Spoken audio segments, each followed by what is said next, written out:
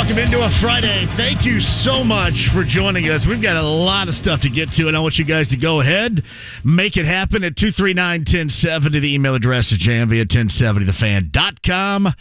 We're on Twitter at JMV1070 Inside the Lounge via YouTube Live. I'll fire that up coming up in just a couple of minutes as well. You got us on the stream, the app, HD radio as well. You know, here's what's interesting, because you got the battle lines that are drawn. Like, IU fans were thrilled about last night, absolutely loved it. Boilermaker fans were devastated about last night because of how it happened. Or either let's take that back. Either devastated or here we go again. Here we go again. You watch that game, and I was telling Todd Meyer and Kyle and I were talking about it in the hallway. I thought when that whole downhill slide started last night, it was Brock Thompson dropping that second down pass where the Boilers were deep in their own territory before the end of the first half. That's where I thought all of this started last night. It was right there. Now, obviously, you can look at much bigger, more impactful plays, but I thought that's where it all kind of started. And then things, you thought that they got back on track in the second half, and it's just kind of like our teams around here. And that's what struck me more than anything else, whether you're an IU fan or Purdue fan, Colts fan, Pacers fan, you just kind of sit back and wait for this stuff. Somebody's got to exercise the demons. I don't think I'm making too much of that. I think we're all too used to sitting around and just waiting for the crap to happen. Waiting for the foobar, waiting for the fiasco. You can't even celebrate the moments because you just feel like that certain situation is coming. It's exactly how I felt last night. And no doubt, coaching down the stretch, and I know a lot of you are saying, well, you know, he was going with his strength or whatever. You wanted to, strategy-wise, you wanted to make Penn State at some point try to exhaust their timeouts. And, you know, as many plays as your defense had made in that game, too, they had also made they had some fiascos defensively. Just kind of thought that was coming. Why? Because you've seen that come before. Because you've seen that story before. We've all seen that story. Not just Boilermaker fans.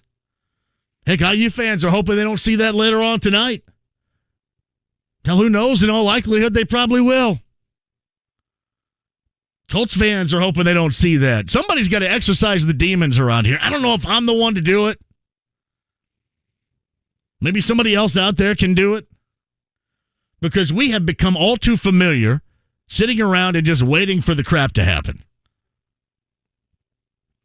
And Jeff Brom last night, that was a struggle late. Chris Hagan had some, I thought, great tweets last night. And he was in there before anybody else. Everybody started to pile on after that. But he was in there early going, hey, you may run the ball a little bit here. And granted, you get close.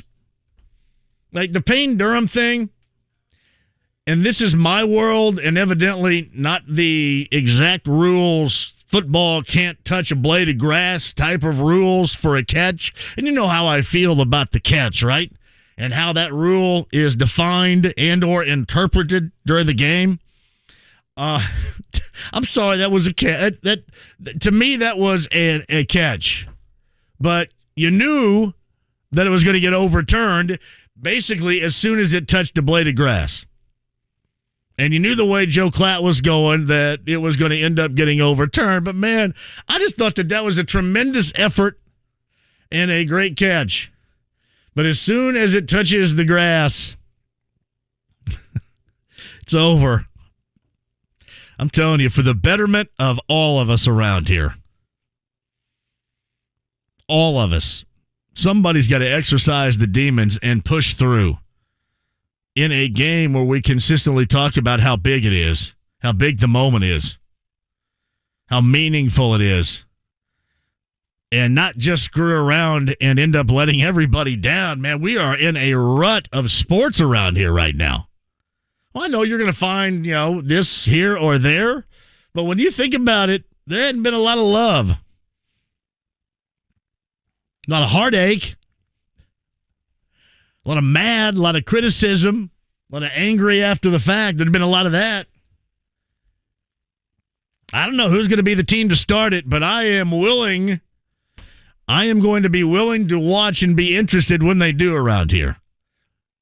Because the act like last night, and I'm not talking so much, it was like everything, the coaching was awful down the stretch, I felt. And what you had to do, the execution was awful down the stretch with what you had to do. There were bits and pieces that give you as a Boilermaker fan hope during that game especially. But then there are other moments going, yeah, that's kind of the same old, same old. Man, do I ever feel you on that.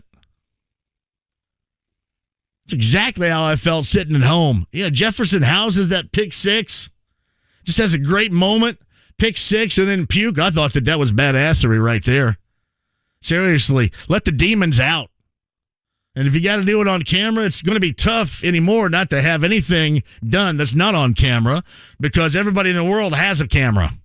Everybody in the world has an HD camera and can download whatever you're doing at that moment and show basically the world. I'm sure back in the day, people puked back in the 80s, didn't they, Kyle? Probably a long run. Bleh. People were puking.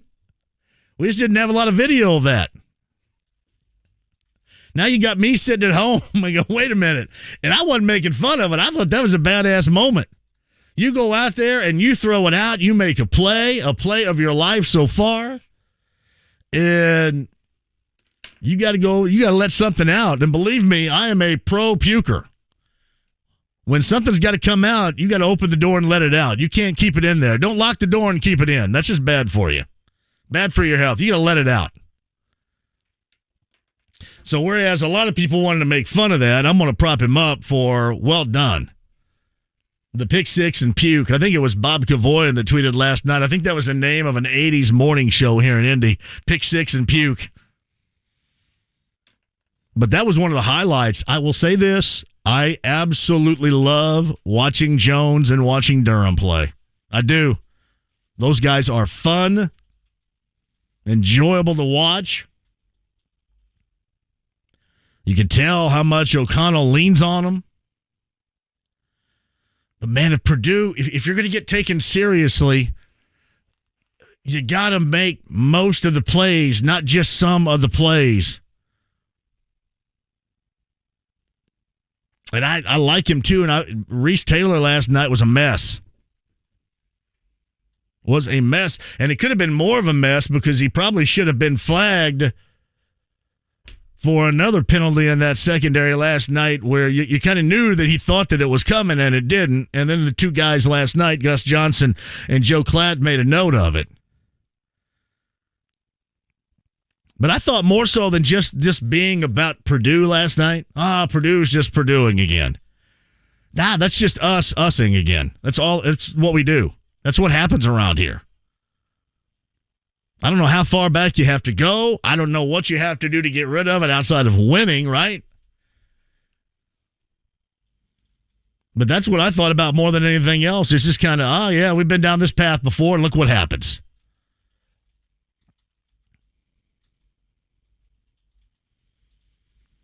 And that was it for Boilermaker fans.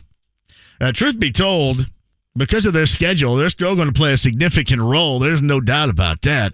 But I'm sorry, last night was a significant bummer. That was one of those games where you springboard with all that hype and you take care of Penn State at home, and that was a reasonable, very reasonable ask. Purdue has talent. Purdue has talent, even though they lost two guys with a great deal of high-level NFL talent from a year ago. They had enough, but I mean, you can't have your coach hose you down the stretch, and you can't miss tackles, drop balls, and not execute. It just can't be here. I know it's the first game. But somebody's got to win the first game. Somebody's got to play better. Somebody's got to make those plays down the stretch to win that first game. And you ask, well, why not Purdue? It's just kind of been what we've been dealing with around here with the teams that we follow. See what IU does later on tonight. See what the Colts do in their season. But this has, again, been an all too familiar trait that somebody's got to get rid of. I don't know what we're going to call upon to do it. Man. Get all jacked up for that game. I can't imagine. That place was juiced. You know when they're belting out Living on a Prayer there in the fourth quarter. That place was fired up, and just what an incredible letdown. Will somebody around here step up? Can we get somebody around here to step up? Well, I know I'm not supposed to cheerlead. I'm not supposed to lead the cheers, but it's not unknown that doing what we do here, you are always in a better mood if your team does what you hope that they should be able to do.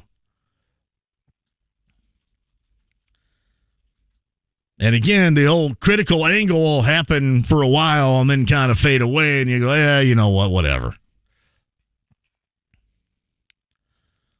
I mean, I agree with it all.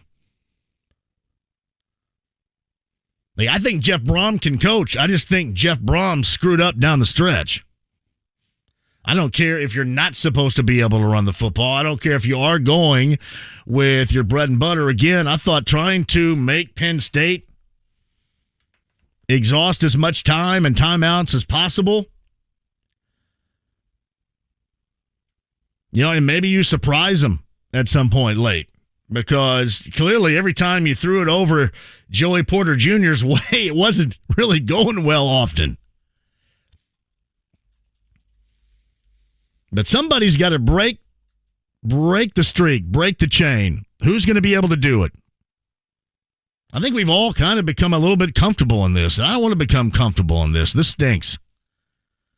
And really, no matter what we're talking about Purdue football this year, the end of the Purdue basketball season last year, I know that they had, when you look at it, a highly entertaining and winning season, but the way that it ended without living up to expectations with that particular group and a top 5 pick, just kind of left looking at yourself going, somebody's got to break the streak. I don't know if IU can break the streak tonight. IU just needs to carve out a win this evening. Don Fisher, voice of the Hoosiers in the 5 o'clock hour. We'll talk about if they're going to be able to do that. Illinois in town. Illinois' got a jump start. Illinois, I think, even with some of the off-the-field stuff in the past, Bielema has been a good coach in the past. But I mentioned that jump start Illinois has. Not going to be a difference. But, man, last night was so disappointing. There were moments when it was really fun to watch. Purdue's offense would get going, and you're thinking, wow, what's they look unstoppable, and then they would just stop themselves.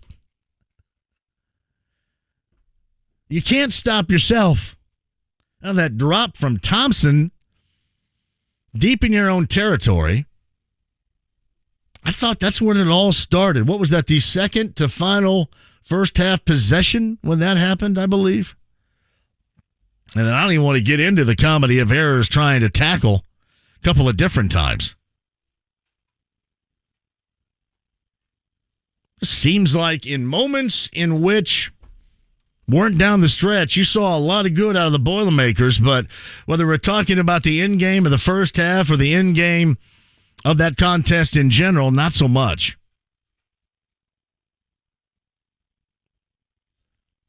I mean, normally, too, when you talk about coaching, what do you mean? Their best thing, they lean on the pass. That's what they do the best. So why not go with what you know? We'll talk to Alan Karpick about that in the 4 o'clock hour. There's also some strategy to it, I think.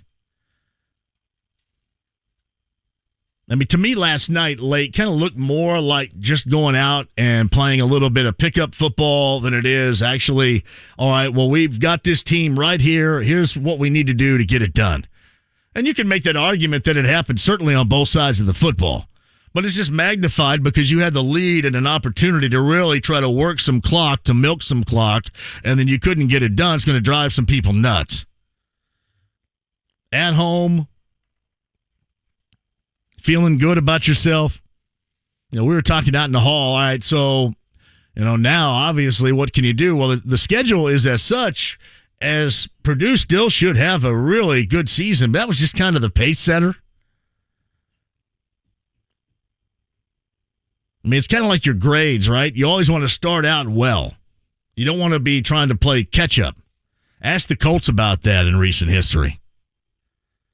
Colts have always been playing catch-up. Just want to start out feeling good, getting a win. And especially in that case last night, you get a national televised audience watching you. And, you're putting O'Connell out there. People for the first time since Iowa get to see Charlie Jones. I thought Durham was good. Sheffield had a couple of moments. Thompson, besides that drop, had some moments too. Defensively, you make a big play with Jefferson. But then the end result, it makes you forget all about that stuff, and that stinks. We can hit that if you want to, Boilermaker fans, at 239-1070. Email address is JMV at 1070thefan.com. Just wish. Here's the question I guess you'd have to ask Boilermaker fans right now. When you look back on it, do you wish that they would have taken more chances to run, or are you satisfied with the path in which they did choose? Win or lose here? Because sometimes it does come down to strategy.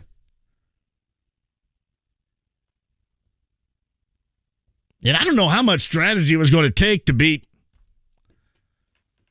Clifford and Franklin and Penn State last night. It wasn't so much that. It was just like you continued to give them opportunities, whether it's drops or penalties or missed tackles. All this stuff you should be able to take care of on your own within you, first game or not.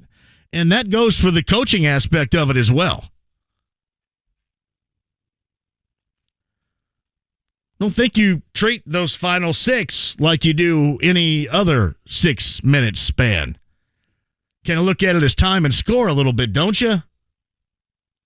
I know that you're still playing. I know that you're not going to go into an offensive shell. But there does become a strategy that a lot of football coaches go with. And it seemed like Braum just, besides going with what you know, just didn't trust other aspects of it.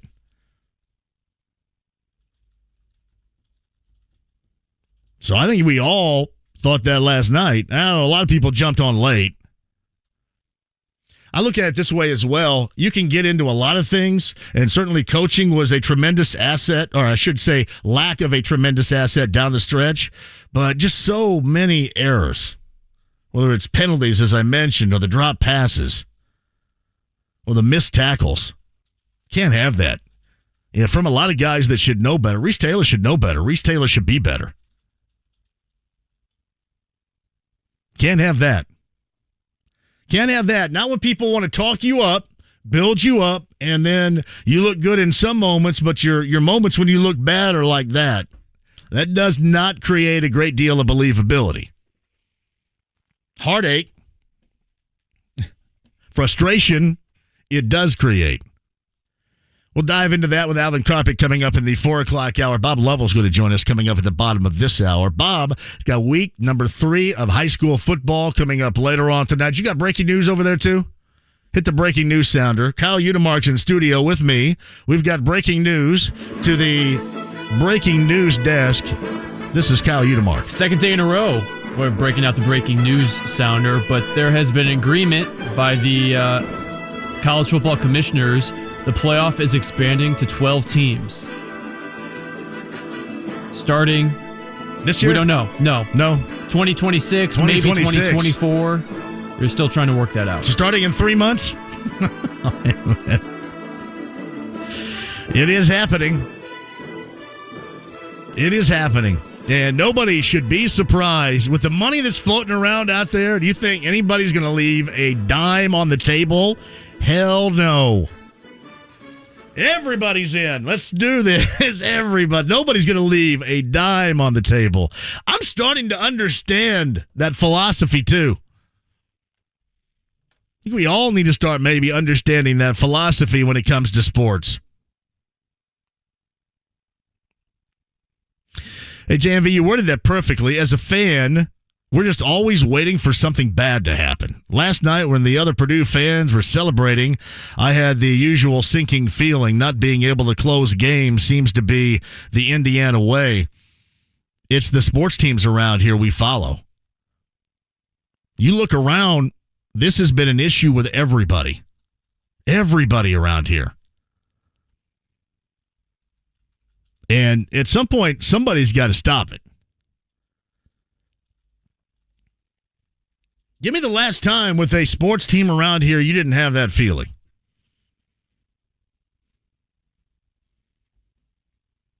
When was it? Colts, Pacers, Purdue, IU, basketball, football. When's the last time you didn't have that feeling? I know a lot of Boilermaker fans. I mean, there were some celebrating thinking that thing was going to be done, but others were going, all right. And that's exactly how you feel as an IU football fan, too. IU football fans, forever you sit around and you wait for something bad to happen. And you probably will do that later on tonight. That is your conditioning. That's your expectation. You did that a year ago, too, with the Colts. You've done that with the Pacers. It has been not such a great ride here in recent memory. We got to turn this thing around because I want you guys happy and joyful. I wanted this to be a fantastic Friday.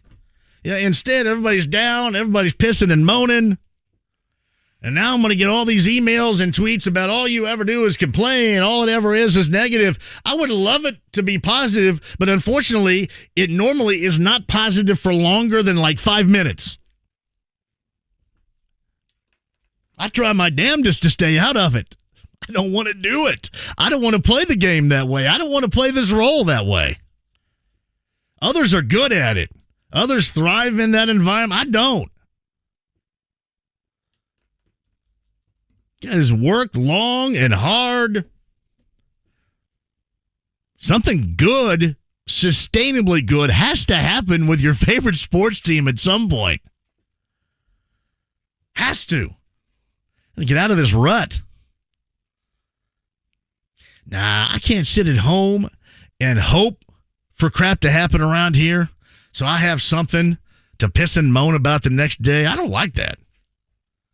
But got to call it the way that you see it. And last night was FUBAR, and for the most part, it was Boilermaker-created FUBAR. Whether it was coaching or playing, and from players that should be a hell of a lot better, that should know a hell of a lot better, and you would expect a lot more from. That's part of the bummer. No, I know it's easy. Well, it's easy to say you should have run the ball. They can run the ball. They didn't feel confident in it. Again, there's also a strategy to it.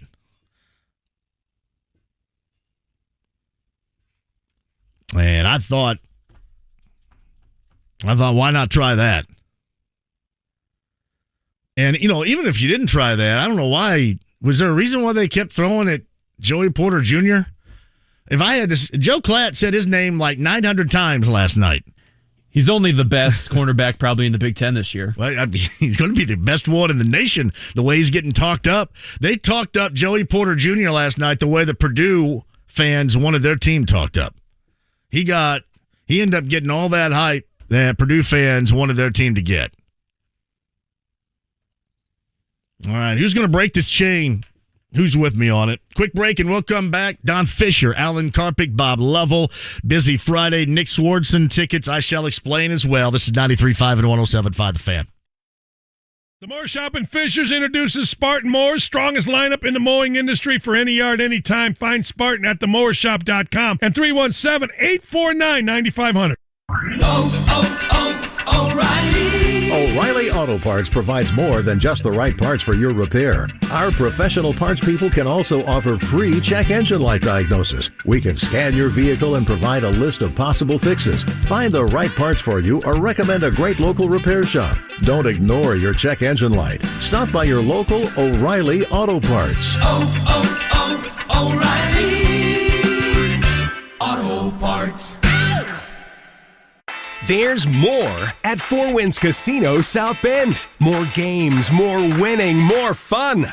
The expanded gaming floor at Four Winds Casino South Bend is now open. 27 table games, 1,900 of the hottest slots, 16 live poker tables, and endless winning possibilities. And coming early 2023, Four Winds South Bend Hotel. Find your game at Four Winds Casino South Bend, your entertainment escape. At Eskenazi Health, our patients are treated with compassion and skill. That's why Eskenazi Health is looking for professionals who share our mission and are dedicated to serving the community. As an employee of Indiana's top hospital for social responsibility and community health investment, you'll enjoy excellent benefits, competitive pay, and unwavering leadership support. Learn more about Eskenazi Health careers online at eskenazihealth.edu/careers. Hey, JMV for CarX Tire and Auto, serving the Indianapolis market for over 40 years. 14 Central Indiana, Joe Childers run locations of CarX. I'm talking absolutely everything for your car, truck, or van. Full service auto repair specialists. We're talking brakes, tires, engine alignments, exhaust, oil changes, all that and more. And how about this for a JMV special? $109.99 lifetime brake pads per axle and save $200 on a set of 4 select Continental tires. Those are the JMV specials. 14 Central Indiana CarX locations to serve you. Car, truck, or van, they have exactly what you're looking for. Full service auto repair all in one place. Tell Joe Childers I sent you. 14 Central Indiana CarX locations. There is one near you. Find out where it is online today. It's CarX.com. The ultimate end of summer party is coming. All-In Music Festival Labor Day Weekend 2022, September 3rd and 4th at the Indiana State Fairgrounds. Featuring great music, great food, and lifestyle with performances by Daryl Hall and John Oates, Cage the Elephant, John Fogerty, Portugal the Man, plus Lucinda Williams, Trampled by Turtles, The Four Tops, and many more. Multiple stages, multiple days. All-In Music Festival Labor Day Weekend 2022. Get details and tickets now at allinfestival.com. Hi, this is Jiffy Lube owner Steve Sanner. At Jiffy Lube, we are proud to support Hoosier charities and the volunteers who use their vehicles to do more to make Indiana a better place to live. In the past year, we've had the honor of recognizing many fellow Hoosiers who go above and beyond. Do you know someone who volunteers their time at a local animal shelter or leads a park cleanup or delivers meals to those who need a little extra help? If so, nominate them for the Jiffy Lube Do More program at jiffylubeindiana.com. Jiffy Lube of Indiana provides all of our Do More winners with free vehicle maintenance for a year. Because at Jiffy Lube, our trained technicians do more to keep your vehicle on the road. Brakes, tires, batteries, and more. Plus, we've been Indiana's favorite locally owned oil change since 1985. So visit jiffylube.com, do more to nominate someone in your community. That's jiffylube.com, do more. This is Ryan Newman for Indiana Donor Network and Driven to Save Lives. I love my family, and I appreciate every moment we spend together. We've talked about some pretty tough stuff over the years, and one thing they know for sure is that I've signed up to be an organ donor. So the next time you're with your family, take a moment and let them know you love them, and be sure they know your decision to be an organ donor. You can learn more at DonateLifeIndiana.org. In St. Pete, Clearwater, Florida, Every day is a beach day. And with 35 miles of pristine, sugary white sand, it's easy to see why. So let's grab the beach bag, the beach ball, and the boogie board. Let's pack the suits, the sunscreen, and the sunglasses. Take a dip in the emerald green waters of the Gulf. And then take in a breathtaking sunset at the end of the day. So let's make a beeline to the beach. And let's shine. Plan your next getaway at visitstpeteclearwater.com. Hey, it's Jake Query. The IndyCar Grand Prix of Portland is this Sunday. Green flag around 3:30, but coverage begins on the Fan at 3 p.m. Brought to you by the Speedrome and Circle City Raceway. Last year, they met in the sectional championship game. One team advanced, the other went home. Now it's a rematch as Lawrence Central tries to avenge their loss to Lawrence North. It's the battle of two powerhouse mid-conference rivals. Who'll be the king of Lawrence Township? It's Friday Night Lights presented by CarX. Don't worry, call the CarX team. Eddie Garrison has the kickoff tonight at 7 on 93.5 and 107.5 The Fan. The Ride with JMV. Awesome! Totally awesome! All right, Hamilton. 93.5 and 107.5 The Fan. To be heard too. I've been a bad boy. Now I wanna come back. Colts Happy Hours tonight at 6 o'clock. LNLC with Eddie Garrison and Jim Leisure tonight. The matchup at 7 o'clock. That's your high school football game of the week. Alan Karpick, Don Fisher, 4 in the 5 o'clock hour still to come. At JMV 1070, we're on Twitter from Brandon. It's absolutely unacceptable at the end of the first half to fumble when you're at least getting possibly 3 points, and then your defense turns to shredded cheese and gives up a touchdown before the half. Yes, that was a joke on both sides. There's no doubt. And I would even give it to, and I mentioned this earlier, I think it was the series before, when Thompson dropped that second down. There was a second down pass play deep in their own territory that would have got them out of the shadow of their own goalpost, got them a first down, sustained that drive. Then instead, you miss on third down and have to give the ball back. Just the foobarishness, I thought, started right then and right there. Shout out to Ashley. Ashley and friends are down at the IU football game already, listening to us and tailgating at Memorial Stadium. And I'm glad that Ashley and friends are already there, because Chris chimes in with this at JMV 1070, southbound State Road 37, or as it's also known, I-69 is already a colossal blank show. I cannot imagine. Please, I do want to hear your I-69 State Road 37 updates, and I also want to hear how you're getting around this, because I know that I mentioned FUBAR already. There is no doubt that path is going to have a great deal of it this afternoon. Get back to you guys coming up in a minute. Meantime, Andy Moore Automotive Group Hotline, week 3 of the high school football season. Bob Lovell's got you covered with Indiana Sports Talk coming up later on tonight, and Bob joins us now. How are you? I'm great, John. How are you? Does it seem like that the teams around here in recent memory, you hype them up, you get excited about a game, and then they let you down? Are we going to see somebody break that chain around here? I don't know, but I do appreciate, as an English major and former English teacher, the word foobarishness. I love that. I love how you made that up. That's well done, John. It seems like you talk about Purdue, for example, last night, and you talk about Purdue and St. Peter's in the Sweet 16. I mean, IU falls into that category, football and basketball. The Colts, you can categorize them as such. Maybe not anymore with the Pacers, because now you just expect them to lose, but they've certainly had their moments in that capacity. When is somebody going to break this chain around here? Well, it's a good question. I mean, you look at Purdue, I bought into it, too, still do, as a matter of fact. But, maybe losing David Bell and George Karlaftis was more than we thought. I mean, they're really, really good players. And you look at last night, they could have used a playmaker. You mentioned some drop passes. Could have certainly used David Bell and gave up some big plays. Could have used George Karlaftis. And so game one, you're looking in thinking, okay, maybe they might have been overhyped a little. We've got to find some guys who can make plays on both sides of the ball, and that's been the question going into this, was who was going to pick up the slack. And last night you saw some glimmers, but for the most part, it was a disappointing loss, no question. Well, and last night I thought Bob too was even more than that. It was like you had big moments, but those big moments were subtracted by some boneheadish stuff. I mean, I'll give you a great example. I know it sounds like I'm picking on him, and I've always liked the kid,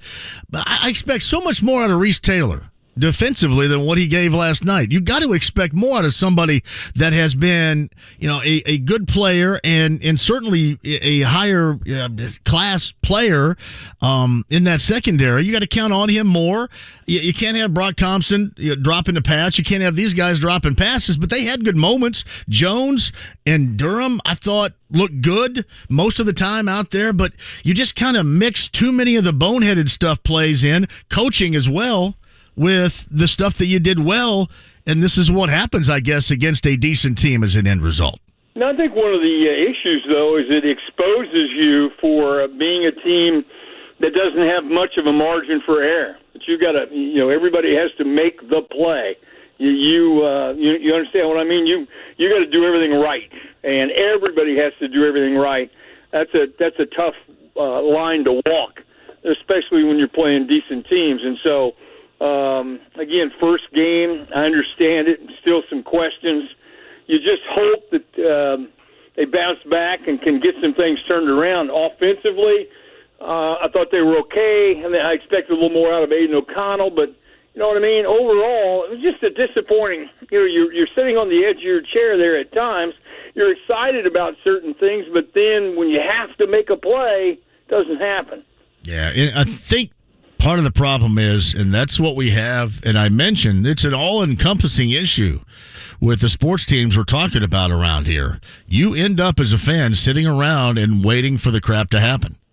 You did that last night. If you're a Boilermaker fan, you just do. They're supposed to be that way. No. I mean, there used to be a great deal more confidence around here in certain areas that has disappeared in recent memory. That I think everybody needs to find again, and to find that again, you have to have, your teams cash in those types of moments. Not just those moments. Like last night was a spotlight game. Like Purdue's still going to have a good season. Don't get me wrong. They're going to have a good season, but last night was a springboard into having a better, or possibly being defined as a much better team compared to the schedule in which they're going to play, and they blew it last night, and that part stinks, even with the good season that they're likely going to have the rest of the way.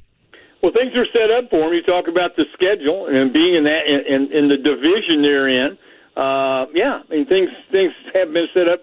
Remember, it's a long year, as you point out. They are, I think, going to win a number of games. But I'm like you. You're looking at it, and you look at this game. Hey, win this game, and then start to put the things together.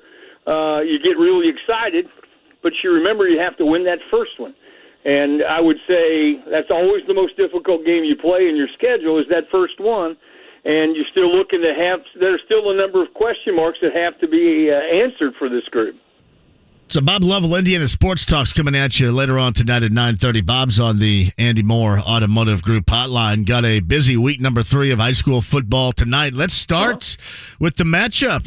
Chittard, Roncalli on the south side there, off of Thompson and McFarland. Is that a big one?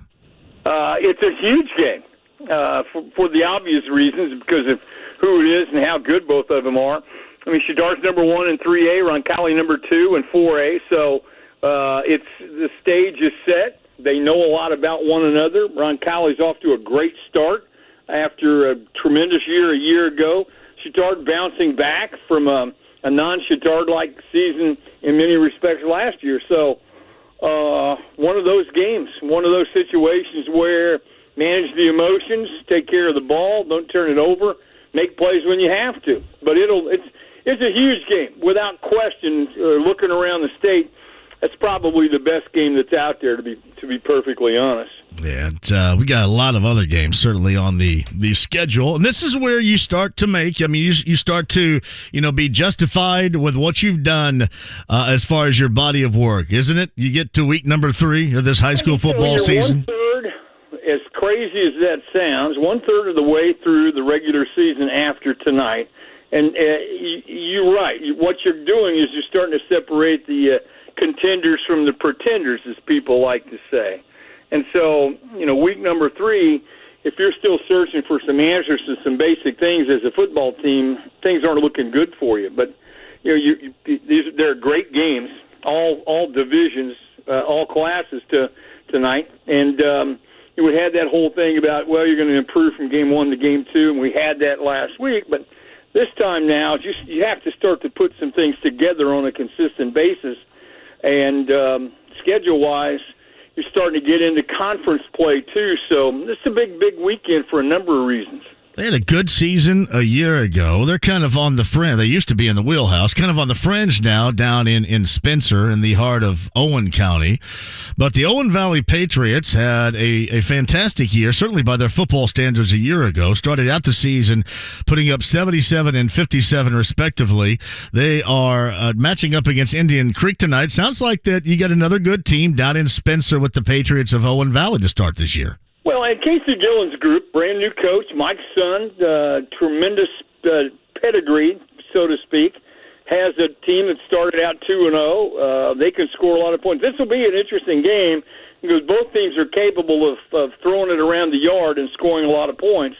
And so, again, you want to talk about a barometer for where you are. Those two teams are going to find out a whole lot about how good they are. They're both 2-0.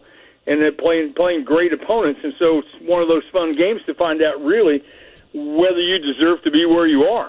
Lawrence North and Lawrence Central, the Battle of Lawrence Township, is the game highlighted with Eddie Garrison and Jim Leisure on our station coming up later on tonight. Greg Rakestraw pointed this out a little bit earlier in the week. He said it's one of those things where this game within the township matters more than basically when you get to the sectional for both of these schools. I don't know if that's altogether 100% true, but there's a great deal of truth to it, is there not? Well, it's a huge rivalry for the obvious reasons. And, Greg and I have done the LNLC basketball games the last couple of years to open the season. It's huge. I think that transfers into every sport that they play. They know each other, live in the same district, have gone to school with one another, played on travel teams together, all those kinds of things. So, yeah, I mean, it's big. I tend to fall on the side of tournament play, but I think in many respects, this kind of game, regular season, and if they play each other in the sectional, are similarly big battles. And two teams are pretty good. I think LN is a little more consistent, if you will. LC's got great playmakers. Both teams have guys who can make plays anywhere on the field. So should be a lot of fun. So Bob Lovell's got Indiana Sports Talk coming at you tonight at 9:30. Right here, that follows LN and LC, again with Eddie Garrison and Jim Leisure on the call here on 93.5 and 107.5. The Fan, that schedule, week 3 you're looking at, what else piques your interest with those games we have yet to talk about? Well, one team that's not getting a lot of love, but it should, is Greenfield Central. And they're undefeated right now. I'm going to find out about them. They're number 8 in 4A.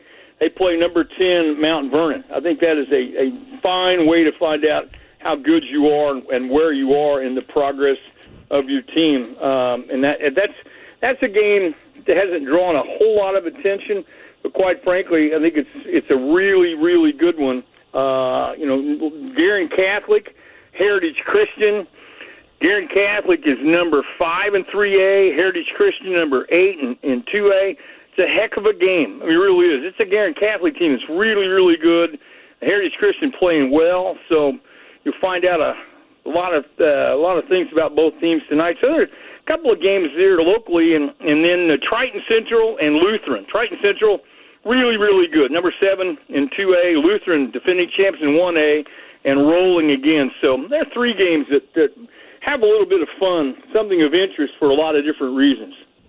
All right, you got that. You're going to have IU and Illinois recap later on tonight. Maybe you'll have something better to talk about than what we began this conversation discussing. I hope so, don't you think? Yeah. Well, I mean, it's not like we have a great deal of experience in that category, if you know what I mean. Recently, that's true. But so it's hard. One thing you can get excited about too, John, is as you know, our small colleges in Indiana have had great success in football in these past 4 or 5 years. National tournament championships, national tournament appearances.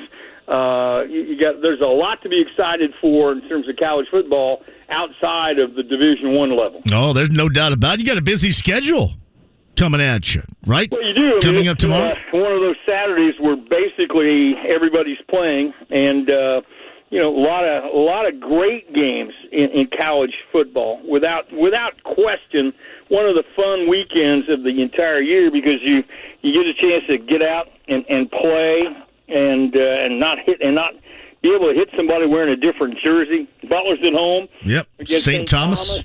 That's a great matchup. Marion University got a big ball game. So, you know what? Marion's playing Madonna, Hanover, Franklin, HCAC. Yeah, Rose-Hulman DePaul, I believe, on the schedule tonight, too, right? You got Rose-Hulman DePaul. Rose and DePaul. Oh, there you go. Rose and DePaul. Good matchup. Really a good matchup. Franklin and Olivet. That's not that Olivet down in Greene County where people used to go and camp out for church, is it? I think it's the Olivet in Michigan. Okay, there's a different Olivet. There was a Camp Olivet where everybody that went to church used to camp out there. That's not one I know, John. Okay, yeah, it probably wasn't. It was more known for the fiddling and diddling that went on as that camp was happening down there, from what I recall. As you would know when it comes to fiddling and diddling. Fiddling and diddling. There's no doubt about that. Yeah, St. X, Indianapolis, I believe, on the schedule as well. So, yeah, you're right. Yes, you're right. Chicago, pretty good team. UIndy, really, really solid. Lots of expectations for that group. So, plenty of college football to go watch on a perfect afternoon tomorrow. Yep. Bob Lovell's with us, brought to you by your 14 Central Indiana CarX locations, run by Joe Childers for road readiness coming up for the late summer and fall. It's your 14 Central Indiana CarX locations, CarX.com for that location nearest you today. Bob's got you coming up later on tonight at 9:30 on Indiana Sports Talk. It is always a Friday pleasure, Bob. Thank you very much. Thanks, John. Have a great holiday weekend. You too, buddy. Bob Lovell, Indiana Sports Talk. He is brought to you by our friends at CarX. Indiana State last night in overtime over North Alabama. They are not even probably.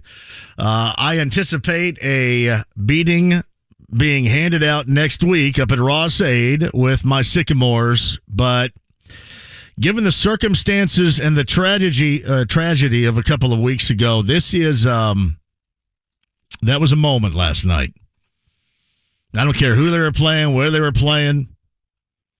That was a moment last night.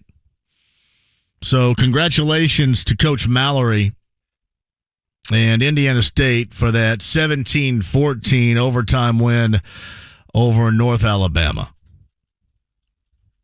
That was much bigger than football. Much bigger. Quick break and we shall return. Alan Karpick at the top of the hour. I'll ask him about the coaching aspect of it down the stretch last night. His thoughts on that, I'm sure. Inside, what do they call it? Knucklehead Central inside the Golden Black Illustrated message board. Is that, you've never been there? I used to go there all the time, but I don't do message boards anymore because you just have Twitter and stuff now. But I'm sure that was happening in place last night. Talked to Alan about that. Just the disappointment overall that came last night at Ross-Ade. Don Fisher, voice of the Hoosiers, year number 50, if you need him. That begins later on tonight. An 8 o'clock kick, a 7 o'clock get-together. That's downstairs, right, on WIBC. That broadcast later on tonight, is it? Am I wrong about that? I'm checking. Is it not anymore? Did I say that wrong? I don't see it up there on the board. Where is it? Thought it was downstairs. It's not. Huh. I thought it was. I guess I'm wrong about that. My bad. I see Inside IU Football is on 7:05 on Wednesdays here. I'm looking. At any rate, year number 50 for Don Fisher as the play-by-play voice, which is awesome. And Don's going to join us again every Friday. We always appreciate that time. He's going to join us in the 5 o'clock hour. Quick break and we'll come back. 93.5 and 107.5 The Fan. Listen to The Ride with JMV this week for your chance to call in and win tickets to see Nick Swartzen at Old National Center in Indianapolis on Saturday, September 10th. The wait is almost over. A new football season is about to begin. Get ready for the NFL Week 1 action with DraftKings Sportsbook, an official sports betting partner of the NFL. To celebrate the return of football, DraftKings is giving new customers a can't-miss offer. Bet just $5 on any football game and get $200 in free bets instantly. Want more action for opening night? Everyone can experience the thrill of DraftKings early win promotion. Get up 7, you win. Bet on any NFL team of your choice, and if your team leads by 7 points at any point during the game, you get paid instantly, even if your team loses. Download the DraftKings Sportsbook app now and use code 1075FAN. That's 1075FAN, code 1075FAN. Only at DraftKings Sportsbook. Must be 21 or older, Indiana only. Bonus issued as free bets. 1 early win token issued at opt-in. Moneyline bets only. Deposit and wagering restrictions apply. Eligibility and terms at DraftKings.com/football terms. If you have a gambling problem, call 1-800-9-WITH-IT. Hey, John here. I got to get you that water in your home, and I got to do that right now. Actually, motivate and just come with me on this one, too. It is Joe, it is John that will create the path for you to get the best water possible in your home. That's Connecticut Water with the Premier Series water softener and the K5 in-home drinking water station right now at incredible prices. And this is an absolute game changer for you. Whether you're talking about the K5 drinking water station, all right, no more smells, no more awkward, odd taste going on in your water. Yeah, the whole kind of weird feeling after you bathe, you get dry skin working there. Same goes with your clothes. No dingy clothes work. It's completely different. It is. And with great prices, I want to make sure that you get involved with having the best water in your home like right now. And that's that of Connecticut. 2 locations in Indianapolis to serve you. Do it today. Northeast side Castleton, south side US 31 and Southport Road. That's the Connecticut Water app. Download that to your smartphone or device today or online, ConnecticutIndy.com. Dan Dockage here. I'm here to tell you about Moondrops Distillery, classic spirits from the heart of Fortville, Indiana. Let's talk about their vodka, a premium, crisp, and clean spirit with exceptional taste that passes through a custom-built charcoal filtration process. Recently won the gold medal in the Micro Liquor Spirits Award competition. Also, pick up a bottle of their new Bonfire Blends, Lemon Shake-Up, and Peppermint, plus other classic bourbon and rum. MoondropsDistillery.com to find a retailer. Moondrops Distillery. Experience something special. Bowling, bowling, bowling, keep them balls a-rolling. Bowling, bowling, bowling. Royal Pin. It's time to sign up for a league at any of the Royal Pin locations. They have leagues for beginners who just want to have fun and competitive leagues for longtime bowlers. All bowlers are welcome. Don't have a team? Don't worry. They'll match you up with a team. It's easy. Just sign up for a league at royalpin.com or stop into one of the centers. Plus, download the Open Lane app and become a rewards member. League bowlers get games for just $1.75 throughout the week, so don't wait to join. Set 'em up, knock 'em down, send them flying, spinning round. For more information, call 465-8484 or visit royalpin.com. Royal Pin, bowling, bowling. Royal Pin, bowling. Helzberg Diamonds presents the guy who hit a home run with an engagement ring. Andy was on a mission to find the perfect engagement ring. But where to start? He did research, went online, asked his best friend for advice. Hey, for engagement rings, where should I... Helzberg! Andy went to Helzberg Diamonds. At Helzberg, Andy found an incredible selection of lab-grown and natural diamonds, certified and guaranteed to be of the highest quality. He also found help choosing a custom setting from Julie, a Helzberg diamond expert. Don't worry, we got this. Plus, he learned about Helzberg's special financing options, so Andy could get the perfect ring for her with a payment plan that was perfect for him.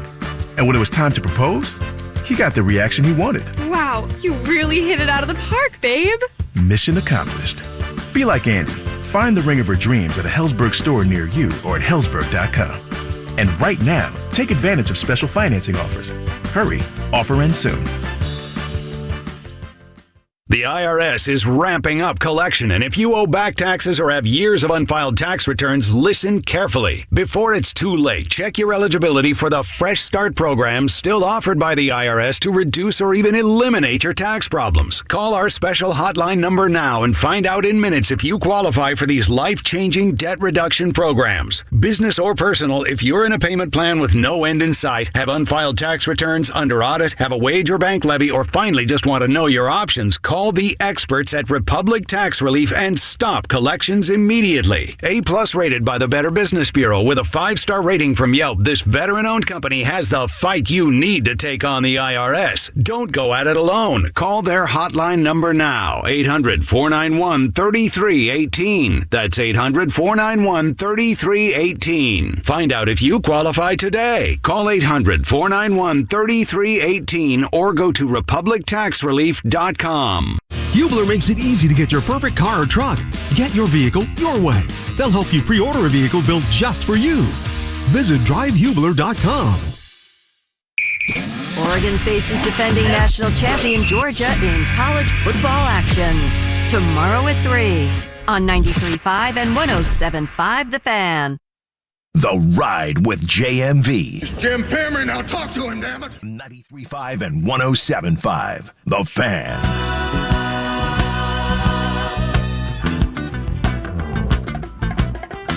I just mentioned this inside the lounge via YouTube Live. There were moments last night when Purdue looked fantastic. And then other moments they looked inept. It was such a weird combination. I know that there's the overwhelming frustration of losing that game if you're a Boilermaker fan. But it was odd. And I'm not just talking about the players in execution. The coaching, it just was some curiously inept execution and decisions mixed in with some outstanding individual plays. Hell, it was almost like there was no in-between last night. There was like no middle. You were either outstanding or you sucked. It was a maddening game to watch, I'm sure, if you're a Purdue fan.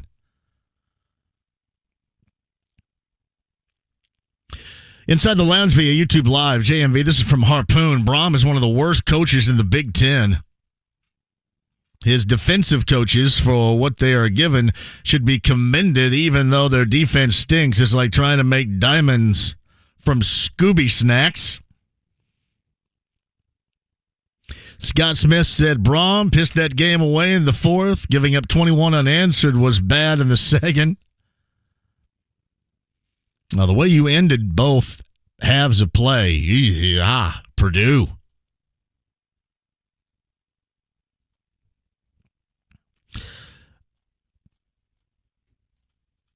Ancient writes this, hey, JMV, nobody wants to hear about IU football, man. What are you going to say? They might win 3 games this year? I guess. They might win 3 games. What's the over-under on IU football, Kyle?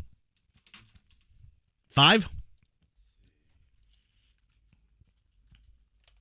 If you're going to get to any point 5 or up, the premium that is winning tonight's game is at an incredible level. I know. I'm trying to think up new ways to go about must-win stuff here, right? Because I know you guys are all sick and tired of it. I feel you. I do. This would reek to me as one of those moments. It would reek as one of those moments between the good and the bad. Indiana's over-under is 4. 4? Got it. Don't you gotta have this tonight? Do you gotta?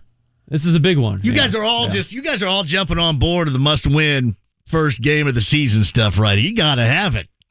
Where else are you gonna get it? A lot of you dudes out there know exactly what I'm talking about. You gotta have it.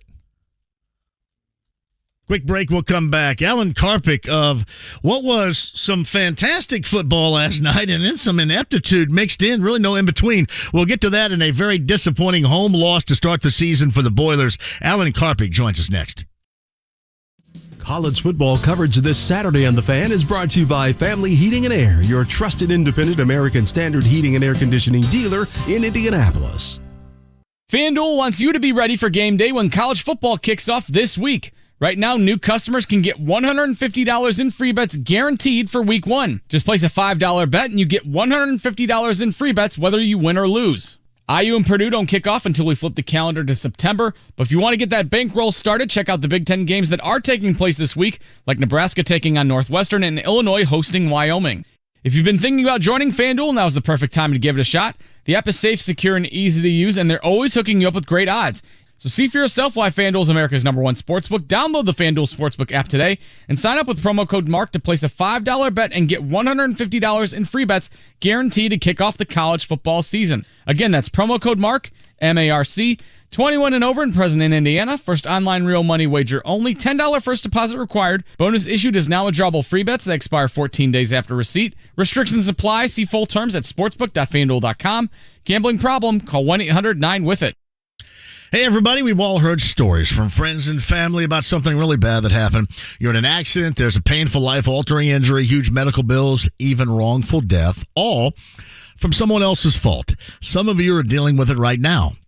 That's where the attorneys at Paul Ritchie Law Firm can help. Tony Patterson, Paul Cruz, John McLaughlin lead a team with over 70 years of collective courtroom experience and millions of dollars in jury awards and settlements for their clients. Now, none of us can change the past. Just know that Tony, Paul, and John are on your side to help you and your family going forward.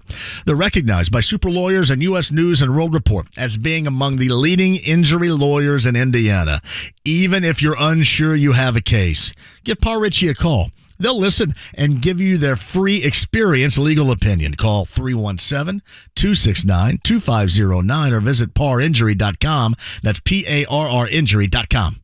It's a fact. Only 0.0001% of people will ever step up to the plate as a pro baseball player. For the rest of us, there's BetRivers.com Sportsbook app. Featuring same-game parlays, you can combine different bets all from the same game. Totals? Bet 'em. Spreads? Bet 'em. Player props?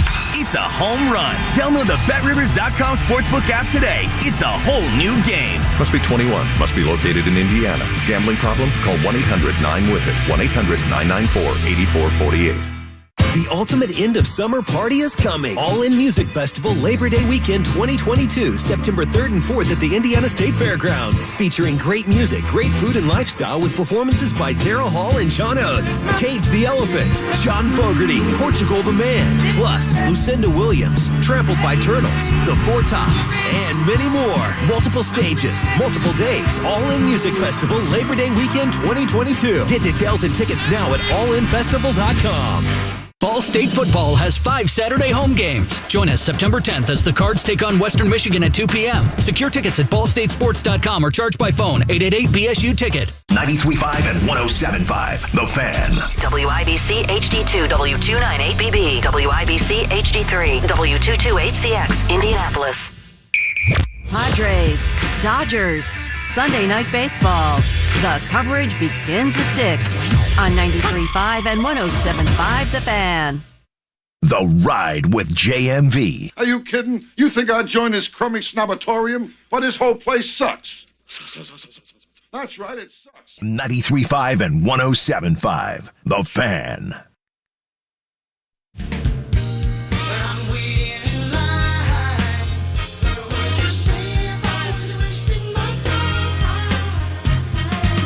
Shout out to J-Law, who's in Lot 2, south side of Assembly Hall right now off of 17th Street. Yeah, I know you guys are sick and tired of me calling, like, first games of the season must win, so I'll call it a premium night number 1 for IU football. Premium. Give you a great example if, for example, let me see if I can find this again. I think it was J-Law that had them winning 6. No, check that. Colts are fine. And my man, Colts are fine, is bright and sunshiny. He's like Mr. Rogers of this show. If Mr. Rogers were to tweet at me, if he were alive, but if he were to tweet at me and call me bro, this is Colts are fine. He has IU winning 6 games, so he's bright and sunshiny, and to him, I'm Mr. Negatory. If you're going to get to 6 wins, there is no doubt you got to put this one in your bag tonight. No doubt. I like that. You're like the Mr. Rogers of this show. If Mr. Rogers were to tweet at me and call me bro. And we're still with us. 6. Yeah, premium. I'm going to start calling them premium. The Colts have 2 premium. Week 1 and week 2 to start the season. IU's got one tonight. Felt last night Purdue had one and missed again on that, courtesy of Phil Collins right there on the re-entry. Now, they're still going to have, I believe, a good season, but last night was a tremendous swing and a miss, unfortunately. And to talk about it from Golden Black Illustrated, Alan Karpik joins us. It was such a missed opportunity last night, and here's how I view this game. There were some incredible moments. I mean, some playmaking, incredible moments for Purdue, but you combine that with a great deal of ineptitude. It almost seemed like there was no middle ground last night. It was either yay or whoa, wow. How bad is that? Yeah, I don't know what kind of words you want to use. Feast or famine, sink or swim. There were a lot of them in that game. It was a crazy deal. I thought Purdue had the better of Penn State for 56 out of 60 minutes, but the 4 minutes they didn't really cost the Boilermakers. And you're right, it's a huge missed opportunity for Purdue because I'm not saying Purdue was going to set sail to the college football playoff, but I did think that it could have kept itself really in the conversation of the West Division. Not that they can't get back there. They got a long season ahead. And I agree with you. I think Purdue's going to have a good season. But you'd like to have a few things back from last night, and especially the way that fourth quarter played out. And the last 2 minutes of the first half was a complete meltdown. If they just tackle the guy right before the half, Purdue wins that football game. They didn't do it, and as they say, that's why they play the game. Complete lack of execution oftentimes last night, as we saw, as you designed outline for us about last night that led to that loss. Where would you slot the strategy, so to speak, offensively of Jeff Brom there from the 6-minute mark on in the fourth? Well, I think there's a fair amount of gnashing of teeth over that. I saw Reese Davis tweeted about the book that Jeff Brom should read about clock management. I don't know that I agree with that. I really thought, yes, Purdue ran the ball 4 times in the fourth quarter and gained 9 yards, and that included I think it was 2 sacks in there. They didn't, yes, Purdue ran the ball well in the third quarters, but their first 3 quarters in relative terms. But there's a heck of a difference about what Penn State was doing in the fourth quarter in terms of loading the box, making it hard for Purdue to do anything. And Purdue just couldn't beat them on the one-on-one in the passing game for the most part. They had a couple bad bounces, or bounces that didn't go their way, I should say, on a reception to Payne Durham that could have been called good. It wasn't. So I'm not as critical of – I think a lot of times the same folks that say, Purdue should have run the football are the same ones that would have said, well, if they would have run the football and they still would have lost, Jeff Brom got conservative on us. Well, Jeff Brom is never going to be conservative, and I think that that is kind of what Purdue is under Jeff Brom, and I think it just didn't work out down the stretch. You can't have all those penalties that Purdue had that were unforced at times, major penalties. You can't just not tackle, like you mentioned. Really 2 or 3 just catastrophic missed tackles that led to touchdowns, and a couple of them on the actual plays that they missed the tackles. So, again, that's just the glass half full view is, well, Purdue at least knows what it is because they played an opponent that exposed some things. They know what they have to work on. The glass half empty is, damn, you missed an opportunity. Yeah, it's funny. Alan Karpik of Golden Black Illustrated is on the Andy Moore Automotive Group hotline. Boilermakers lose last night to Penn State to start the season up at Ross 8 in West Lafayette. We've gone through that whole theme of, run the damn ball here. Now, people here, would either blame Frank Reich or blame Carson Wentz when he was here a year ago. So with Brom in mind, you mentioned that he's never going to be a guy that's not going to be aggressive. How much of that is his overall offensive, aggressive personality, or how much of is it a non-belief in what he thinks the running game can produce for him? Great question. I think I think that you have to look at what you have in front of you, and I think he had a real question of whether he's going to run the football. Even though, again, King Daru ran as well as he's run in a long time here, averaging nearly 4 yards a carry. I know that isn't much, but it is a much when you're talking about running against Penn State and the way Purdue's run the football the last X number of years. But I think it's an indictment of what he feels that what he felt he could run or not run in the game. But that's not all that different than what it's been for his 6 years here. I mean, that's just the kind of the way it is.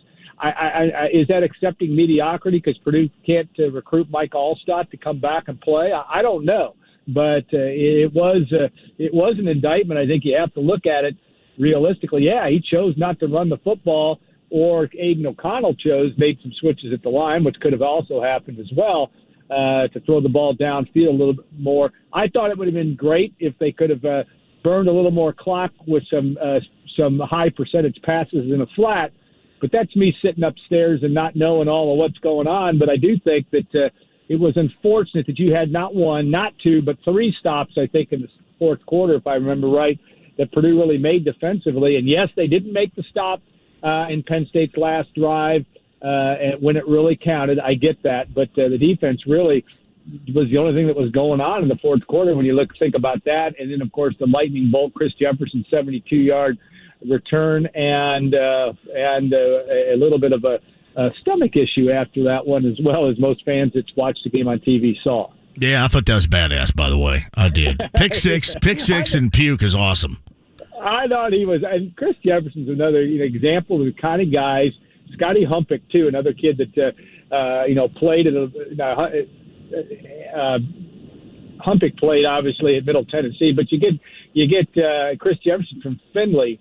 Not even a Division I program, and he's come in and played very well. You have to give Brom some credit for the ability to develop stuff. That's what makes it, and I like your Rodney Dangerfield lead in. It just sucked. I mean, I don't like to use that word because I'm an older guy, but it sucked if you're Purdue because you had the chance to get the job done. You made a huge lightning bolt play in the fourth quarter that really should have delivered you. It certainly delivered Ross-Ade Stadium to the point of bedlam at that point in time, and with eight and a half minutes to go, you thought the game was at least a good chance to have it in hand, especially when you stop Penn State in its next two possessions. Alan Karpik's on the Andy Moore Automotive Group hotline. Was there any evidence? I'm not suggesting at all that either player couldn't help because we know on both sides of the football they would, but any evidence, great deal of evidence that Karlaftis and Bell were big time missing last night? Because I thought guys on both sides of the football really did pick up the slack in game one as best as they could. Yeah, Charlie Jones caught 12 passes. Think about this, JMV. 12 passes Purdue. Of course, he's a sixth-year transfer from Iowa. In the entire season last year, Jones caught 21 passes for the Hawkeyes. And, of course, he was the Big Ten Special Teams Player of the Year last year. This guy is no slouch, but he was just terrific last night. So, but I think you miss a David Bell. You can't do anything about it. You miss a David Bell in crunch time. You miss a David Bell when you can't you can't get a reception at the right time, maybe in the fourth quarter that you need to have. That was what he did time and again for Purdue. Now, defensively, George Karlaftis, there's no doubt that you miss him. I thought Purdue defensively got a decent amount of pressure. Only one sack, JMV, but I think it was 14 hurries or 12 hurries on Sean Clifford. They messed with him a little bit throughout the course of the game, but to Clifford's credit, and this is stating the obvious, he comes in as a six-year guy, and he led them down the field and won the football game. He also threw for 4 touchdowns, so he did not have a horrible game. But yes, you're going to miss those guys. Purdue's going to adjust to that. But Charlie Jones did a good imitation of being a go-to receiver, but they didn't win the 50-50 balls in the fourth quarter, win the Nittany Lions pass defense, which is excellent. They've got 2 or 3 NFL guys back there that without question, and they strangled Purdue at the right time, kept Purdue. I think Aiden O'Connell was 7 for 20 passing in the fourth quarter, And all of that added up to a very disheartening loss for the Boilermakers. Well, is there a reason why they kept throwing it to Joey Porter Jr.'s guy? I don't know. And Joey Porter Jr. made himself some money last did. night. I thought he was terrific. Well, I mean, listen, and his agent needs to be Joe Klatt.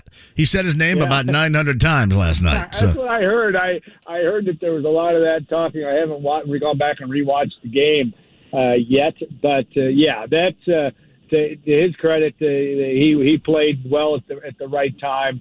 And passing, Purdue did pass for over 300 yards, but you think about O'Connell, who threw for, over 70% completions last year, barely over 50 last night. Didn't throw a pick. Could have thrown a pick. Penn State had some chances early on. They had a pick six really in its hands in the first quarter, if I recall, and didn't execute it. But, again, I think the penalties are things that can get cleaned up. I think the tackling can get cleaned up. I think Purdue can go on to have a very good season, but a very disheartening loss in week one. Alan Carpet, Gold and Black Illustrated is on the Andy Moore Automotive Group hotline. I'm kind of curious as far as the overall team is concerned to you. You get Indiana State, that's my alma mater, coming in next week, and they had a meaningful overtime win last night. It was meaningful well beyond football, but obviously this is going to be one where Purdue should be loaded up, and Indiana State is just going to be kind of sitting there in their way a little bit here coming up next week, I guess. One would think, and yet you got to give Indiana State for what they're going through on a personal level is just unbelievable, and the tributes that they paid to their fallen guys yesterday was important. Purdue should have an opportunity to not only get some other – I think you need to get a backup quarterback some snaps. Now, Austin Burton has played a fair amount in that run role, did not do that. Purdue did not use that package once last night. I think we're going to see some of that, but also potentially Brady Allen or Michael Olamo, backup quarterbacks. Of course, Brady Allen in the state championship game last year is a guy that they like a lot and would like to. They're going to. One of those guys needs to get some snaps too. Well, he's a Southwestern Indiana guy, so you automatically know he's going to come in there tough. Yeah, that makes him a living legend. Okay, exactly. Yeah, but I do think that I think that's the kind of game that you got to. Purdue's just got to pay attention to detail, and I think this team is. It passed the eyeball test last night in terms of lining up with Penn State. There's a talent difference, sure, but Penn State it wasn't wildly evident, I should say, last night. I thought Purdue put a good football team on the field and will continue to do so. It's just a damn shame that I'm swearing on your show today. That's JMV. all right. I know you told me a little bit earlier you're too old to be doing that. You're not. I know. We all got to get that out sometime. That's kind of like Chris Jefferson last night. He had to get the bat out last night on the sideline after that huge play. Sometimes you got to get the bat out. Well, and when you've had little to no sleep, that's how it works, my friend. I had to ask you a question now, JMV. Sure. Were you at Yacht Rock Review 2 weeks ago? Because I thought about the fact that I was down there, and I said, I got to text you to see if you made that show. Because you and I were there a couple of weeks ago, and a couple years ago, and COVID, but here's what happened. I was doing a backyard bourbon broadcast in Carmel. Okay. And I drove down because Michelle, one of my coworkers here, gave me a really nice parking pass, literally right next to the front gate. And I go, I'm going to use that. And I had tickets on me, and I went up to use them. And unfortunately, they were e-tickets, and somebody else had already used them. And I could have, said, I need them, whatever. And I was a little bit tired, and I had a long Saturday coming. My kid was up at Guerin running in cross country for Ron Colley the next morning, and I listened to a couple of songs outside the fence like a clown, and then jumped into the vehicle and then bailed. So I was actually there. I just didn't make it in because, there was a mix-up of some kind, and somebody else used my tickets. And I thought, man, it's all good. So it is all good. But I tell you, they have turned into a Jimmy Buffett show. Yeah, they have. It was 5,000 or 6,000 people there. I would have loved to have had your parking pass because, like a dummy, I didn't realize the Indians were playing that night. Yes. So we'd spent a lot of time looking for parking, but we had a fun time. The parking pass was we'll do that awesome. next time. It was awesome, and I sat out there and listened for a couple of minutes, and I thought, I'm going to call somebody, and I thought, you know what, nah. And I came down here. When you're a guy of your stature from Southwest Indiana, you got to pick it. You got to pick and choose your markers, my friend, when you call them in. So, it's all good. But promise me this: when they're back next summer, we got to have a cocktail. Yes, we definitely. Well, and I was riding hot, so I mean, I had a lot of cocktailage in the back, so I was ready made for a tailgate if anybody needed it. But next year we'll do it, my friend. All right, hey, thanks for the indulgence there. But it was awesome. They're a great band, and I think people now understand it. Maybe they have before. Now more than ever, it's about the type of time that you have, and they're always, no matter what season, no matter what temperature, inside or outside, it is always, with those guys, a really good time. So that's what matters. You feel like it's money well spent to buy a ticket to their show. It's just a fun show. That's just all there's to it. And you're exactly right. You can sing about every song, and you can act like you can sing every song. It's just a fun show. No doubt. It is. Before I let you go, Alan Karpik's with us. I did want to ask you, last night it was a juiced-up crowd. It was a sellout. There was a lot of belief, and I thought that could have been a springboard to certainly bigger and better things and bigger and better crowds this year. Did last night's loss, you think, do any deflation to the crowd possibilities, even going past Indiana State next week? But moving forward here, did that do any disservice to it? Yeah, it never helps it. I mean, I don't see how it can help it. But I think it's been interesting. I think the whole post-COVID, at least at Purdue, they're doing some right things at getting fans in the stands. I mean, the students, they sold more tickets, I think, this year, 37,000 than they ever have. And the students are there shoulder to shoulder. I'm not expecting every seat to be full next week against Indiana State, though it's a 4 o'clock game. And you have Florida Atlantic in a couple weeks or 3 weeks at homecoming, a night homecoming game, first time ever at Purdue. And only 6 home games. But I think they're going to do well when Nebraska, Iowa, come to town, and if Purdue's still in the hunt for something when Northwestern closes out the regular season.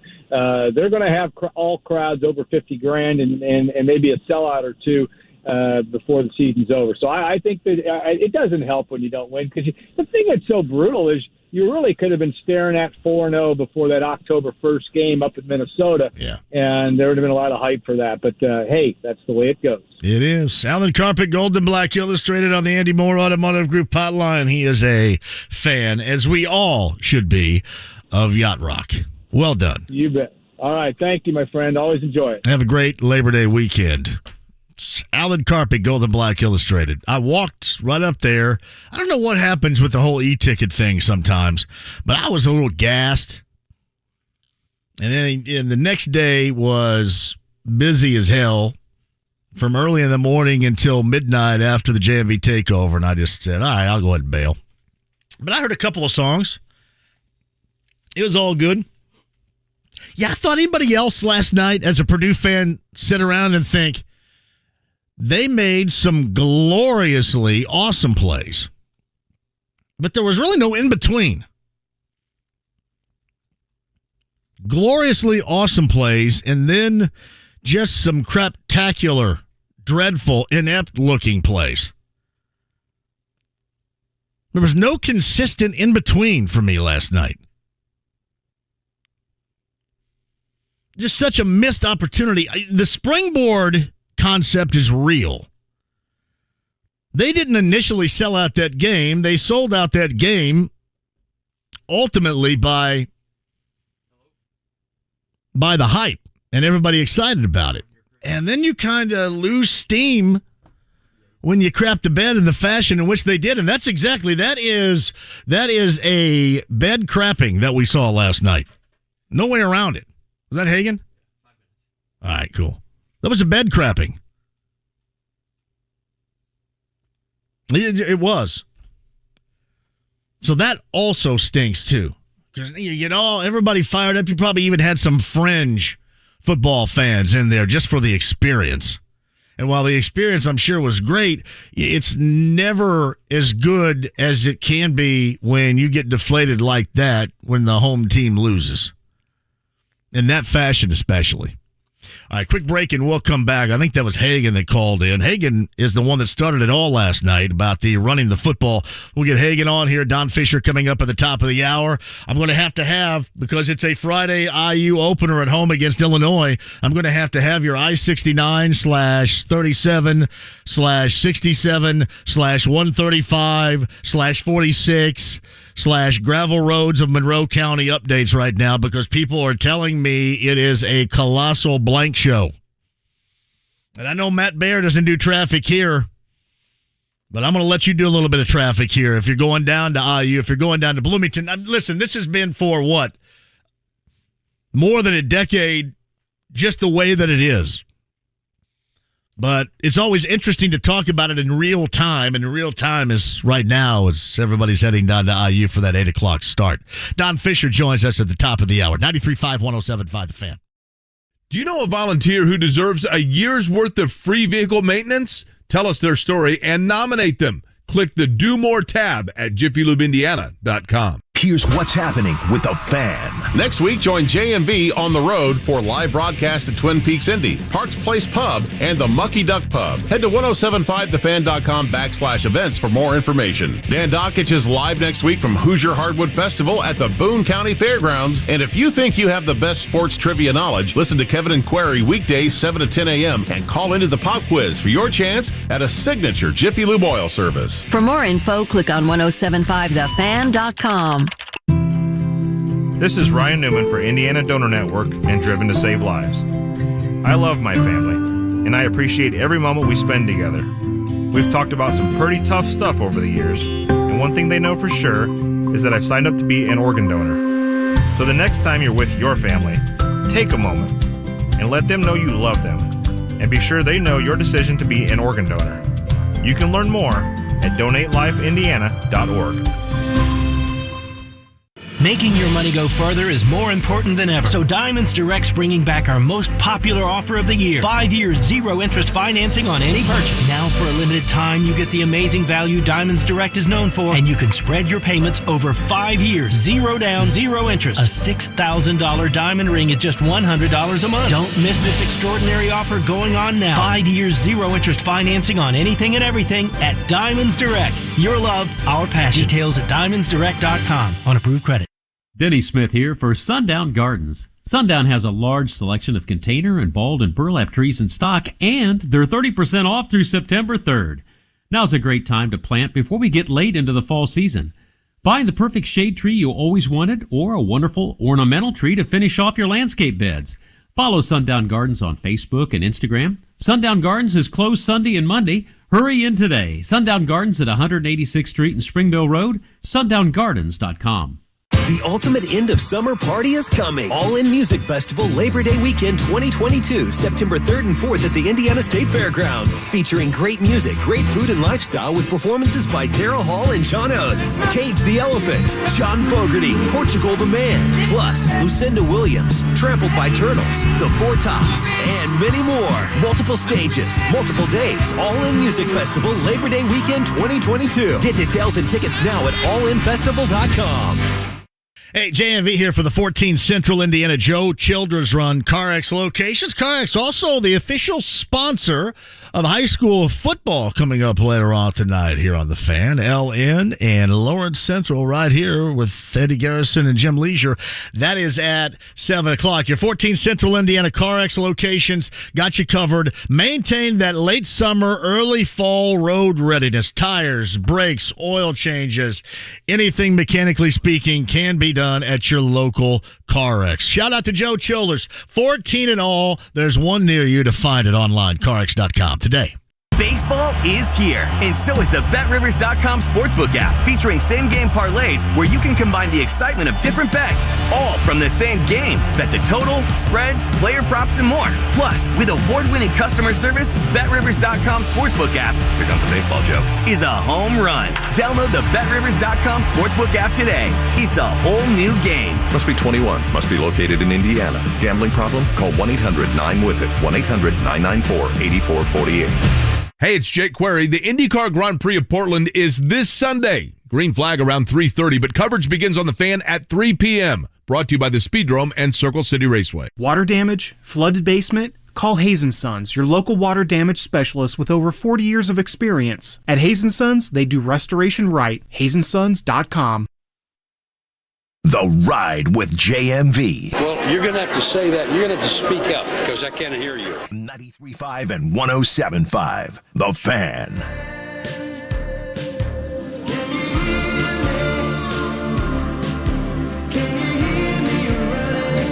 Gary with the Waverly crew heading down to Bloomington, going 4 miles an hour right now down the old plaster shack. Gary. Speaking of running, Andy Moore Automotive Group Hotline, he was the first to really reference it last night and then kind of started an avalanche of a lot of Jeff Brom criticism for the final 6 minutes and the way that he coached up that game for Purdue and the loss. Fox 59, Chris Hagan's with us. Shout out to you. You're the first one on board with that last night. John, why aren't we somewhere having cold beverages right now? Who's the promotion staff out there? Why don't we have a remote right now? There's a lot of stuff going on over here for the past couple of days. I've heard a little bit about that. So, yeah, it's kind of the calm before the storm, though, really, because next week, Wednesday, Thursday, Friday, and then I'm out every Monday at a different Buffalo Wild Wings location. Every Monday. You got to ride the hot hand, and that hot hand is JMV. No, it is going to be a big deal. You know, I think after week 3, after the Kansas City game that Monday, I'm in Bloomington at the Buffalo Wild Wings.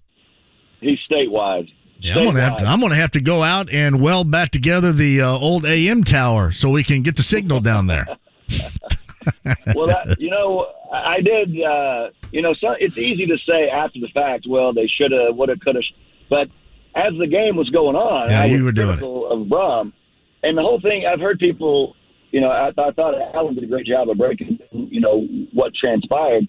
And you heard people saying, well, the ball, you don't have to pick up. It's all about burning clock and making Penn State use their timeout. Penn State still has 2 timeouts right now, John. They do, they got yeah. The buses. They do. They got the buses and went home with 2 timeouts. All right, hey, Hagan, hold on a second. Hold on. Get him on a better, tell him to stop whatever he's doing, because the cell signal is not working. Check him out, Kyle, and give me the thumbs up, because I want everybody out there. That is the strategy that we were talking about a little bit earlier. Whereas I felt Brom was still playing this like it was some kind of backyard pickup game. And that's great if it works and you look really aggressive, but if it doesn't and you leave time beyond just the lack of execution itself. But there's a reason why people go to it. That's how you consult away wins. And I always felt it was much more than just a lack of trust with the running game. I just thought it was, this is what we do and we're going to do it. But the strategy of the game is what he was referencing right there. And they certainly did not have it. Hoosier Haulers down in Bloomington in front of Memorial Stadium. Can the Hoosiers get a win tonight? It is a premium matchup with Illinois. You guys know what that means. You guys expect them to get to 6 wins or more? This is premium. This is a premium opportunity tonight. Without question. Against Illinois. Hagan to 59 rejoins us on the Andy Moore Automotive Group hotline. Sorry about that. You were cutting out. Are you stationary now? I think Jeff Brom tried to shut me up there. Yeah. He heard me talking. What I was saying was, in that situation, you're not trying to run the ball for 8 yards a carry. You're trying to burn clock and make Penn State use their timeouts, which they didn't. They still left with 2 timeouts at the end of the game. And so I know that was some of the argument of some people. Well, you got to go for the win. You got to be aggressive. And, when they got the ball the first time, they did get it with more than 6 minutes to play, but they made a first down. They're on the plus side of the field with less than 6 to play. And then they proceed just to pass. Aiden went 3 of 11 on those last 2 drives. So that's 8 times he could have kept the clock running or else made Penn State use timeouts. You didn't do that. And if you're not passing the ball, you don't get that chop block penalty. You don't give up 15 yards there. So I don't care if they were losing 2 or 3 yards a run. I just think that's the way you got to do it. That's what I called it as I saw it as it was happening, and that's what happened at the end of the game. No, I thought you were accurate on that too. It seemed like everybody was kind of playing off of what you were saying last night, but it was accurate, and I thought that is more of a strategy, and I agree with you. You'd always want to get 8 yards a clip. Nobody's expecting that. I think last night they were going running back wise at about a 4 yards plus. At that moment, to burn a couple of timeouts with a couple of downs, you would take that, wouldn't you? I mean, wouldn't you go a couple of, maybe you get a couple of running plays, you get 6-7 yards, and have a reasonable way to really then be aggressive on third down if you want to with O'Connell, I guess.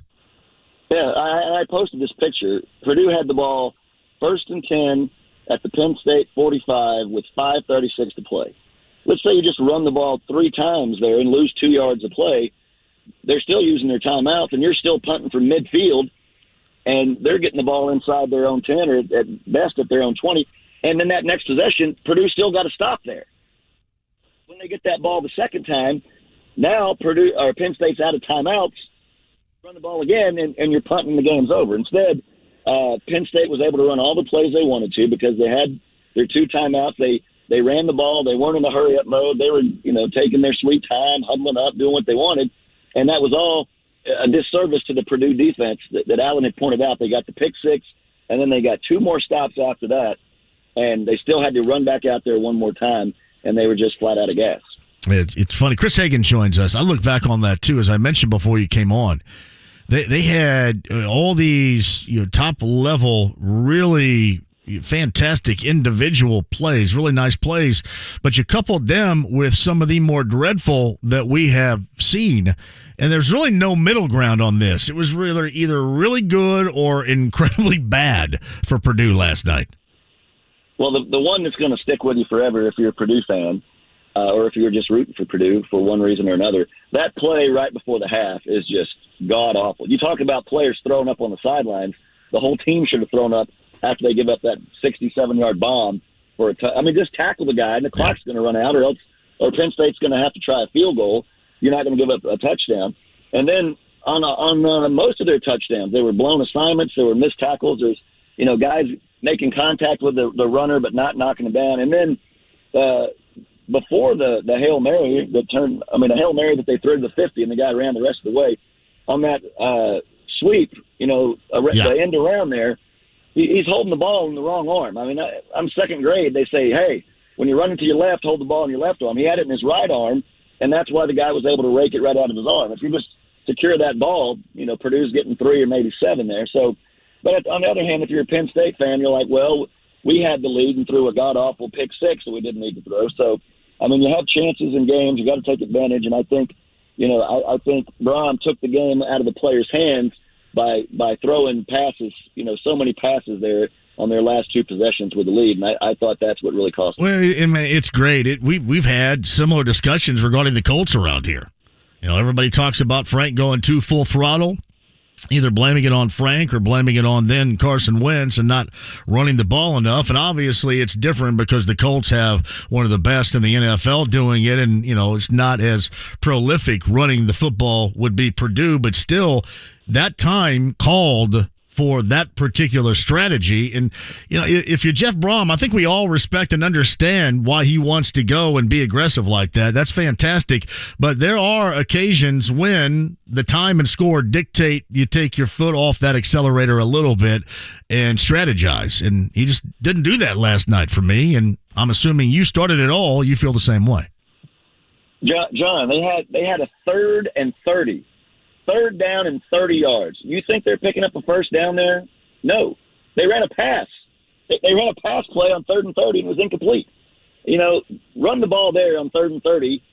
Run a draw, maybe you get 5 yards, but at least you eat up clock or force them to use a timeout. But they're throwing a deep seam route there on 3rd and 30, which, people say, well, I don't go by the book. There's a reason the book was made. The book was made because it works. When you're playing blackjack and you go by the book, yeah, sometimes you're going to lose, but the book was made by people who've been there and done that. So I think and I love Jeff Brom. He's awesome to talk to. He's an innovative offensive mind, but I think sometimes, you get a little too I don't want to say too cute or too smart, but sometimes you don't want to go. You'd rather lose your way than win somebody else's way. Chris Hagan at 59 is tonight. Are you off? I'm off, but I do have some exciting news for you, John. I'm ready for this exciting news. Go. Well, we know on Sunday nights you join us every night on Fox 59 Sports Overtime, which continues to be a ratings winner. Are we kicking ass and taking names every Sunday night? Is that true? We are a dominant winner. We win so big that Vegas has stopped posting a point spread on how big we will win because they keep losing money. Why don't the others just shut it down? Why don't they just put on Benny Hill or something like that instead? Well, we'd probably lose to Benny Hill if that was up against us, John. So you're right. Put on an infomercial. You can make some money off of it. Put on get the My Pillow guy on there or something to go against us. Probably lose that around here too. So yeah. Anyway, go ahead. The other night when the Bucks and Colts game was going to be on CBS 4, the lead into our pregame show was the Andy Griffith Show. And somebody who won't be named in the sports office was saying, "Oh, this is going to kill us. Our lead-in is Andy Griffith." I said, "You don't know the demographic around here, in particular JMV. Yes, he's probably going to be upset that they don't run another episode before the game." So we got that Sunday night, but then Sunday morning we start our Blue Zone, our Emmy Award-winning Blue Zone pregame show. This will be a preseason show where we break down the season, and I have a one-on-one with Matt Ryan. So that'll be good stuff on Sunday. That's on CBS 4 Sunday morning, 11:30, and then of course next week I'll head down to Houston for the regular season opener as they try to end the 8-game regular season losing streak in openers. They kind of downplayed that like it's not a big deal. It's only one game, but like you got to go beat this crappy Houston team, even though it's on the road and they'll be all fired up. You got to go win this game and set the tone and get a division win on the road to start things off. Yeah, you got to win both of them. Both those first two. And I call them premium. Everybody's sick and tired of me saying must win in weeks 1 and 2. Because I said the same thing about IU tonight. It's premium. I mean, if you really want to if IU fans think they're going to get to a 6-win threshold, you can't screw this up tonight. This is a premium game at home. Well, here's what concerns me about that. One, the over-under for wins for IU this season in Vegas is just 4. Yeah, so right. They think that. Here's what concerns me is that Illinois already played a game. Yes. And, they've already played a game. They've gone out there and had their false starts and their bad snaps and all that. And I just think it would be nice, it'd be nice to start the season with a cupcake. But now they've got all these teams in major conferences for TV reasons. Just like last night, that game's on national game on Fox, which makes it even more of a bitter pill to swallow for Purdue not to win that game in the spotlight there. So, yeah, you want to have these why do you think they're playing this game on a Friday night for TV? That's why you're playing a conference game to come out of the gate. It's just unfortunate that IU is playing a team that already played a game. And I think that'll make it difficult. But I still think the Hoosiers win tonight. It's Chris Hagan of Fox 59. J-Law's inside the lounge. He's down there getting ready to tailgate. I think they're having a fish fry. Man, a fish fry sounds good, doesn't it? Is it a Don Fisher fry? Yeah. You're number 50 for Don Fisher. Starts this evening, too. How about that? Well, this is my 24th season covering the Colts, and that sounds like a lot. But then you think, well, Fisher's been doing that more than twice as long. And you're like, I'm an idiot. I'm not doing anything.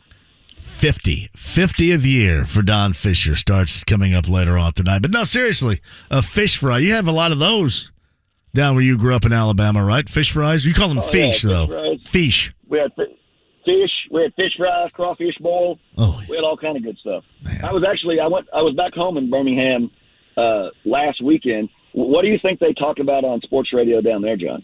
I would assume it's Alabama and Auburn. Yes. What do you think they talk about down there in March and April and May in sports radio? Alabama and Auburn. And before you say, how do they do that? It's not going on. This Feinbaum phenomenon it tells you all you need to know about what type of ratings and how many people tune into that. Well, as I told you before, he was like the Bob Kravitz of Birmingham when I was a kid. He was like just the Birmingham news columnist. And then he got his radio show. It was just a local radio show, and I would call into that show all the time. And I never in a million years would I imagine it would blow up like it's done. But, credit to him and the way he's he really made the game plan, yes, the business model on how you do business, and it's been great for him. Yeah, I completely agree. Now, if he were to put on a top hat and wear a monocle, he'd look like Mr. Peanut. Well, why don't you call him and tell him that? Hey, this is John from Indy. You put on a monocle and a top hat, you like Mr. Peanut.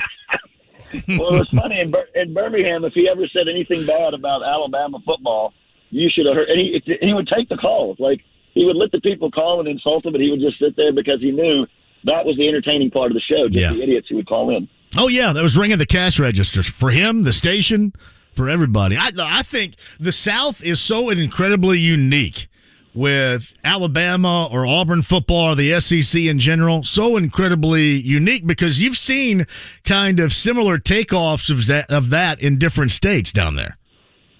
Yeah, it's funny too because like even my mom, who's 77 years old, if you ask her about watching the game, she won't just say, "Oh yeah, they won or lost." She'd be like, "With 2 minutes to go in the second quarter, I don't know why they're not." They're breaking down film and. Anybody, man, woman, child, old, young, they have an opinion, and it's not just a bonehead opinion. It's an informed opinion about what should have been done, and that's what fuels those call-in shows every day of the week. Yeah, and he gets to take the angle, too. He can be anti-Big Ten as well, because he's normally certainly anti-Harbaugh in Michigan more times than not. So, yeah, he can. Well, he knows. He knows where his bread's buttered, and you'll see when they have the people call in. If you watch the show on TV, there'll be an occasional, Rob from Pennsylvania, but usually it's Gladys from Tuscaloosa or Billy from Knoxville, and that's who he's catering to. Are those two guys still on named Rick and Bubba in the South? Oh yeah, a guy I went to high school wrote their theme song.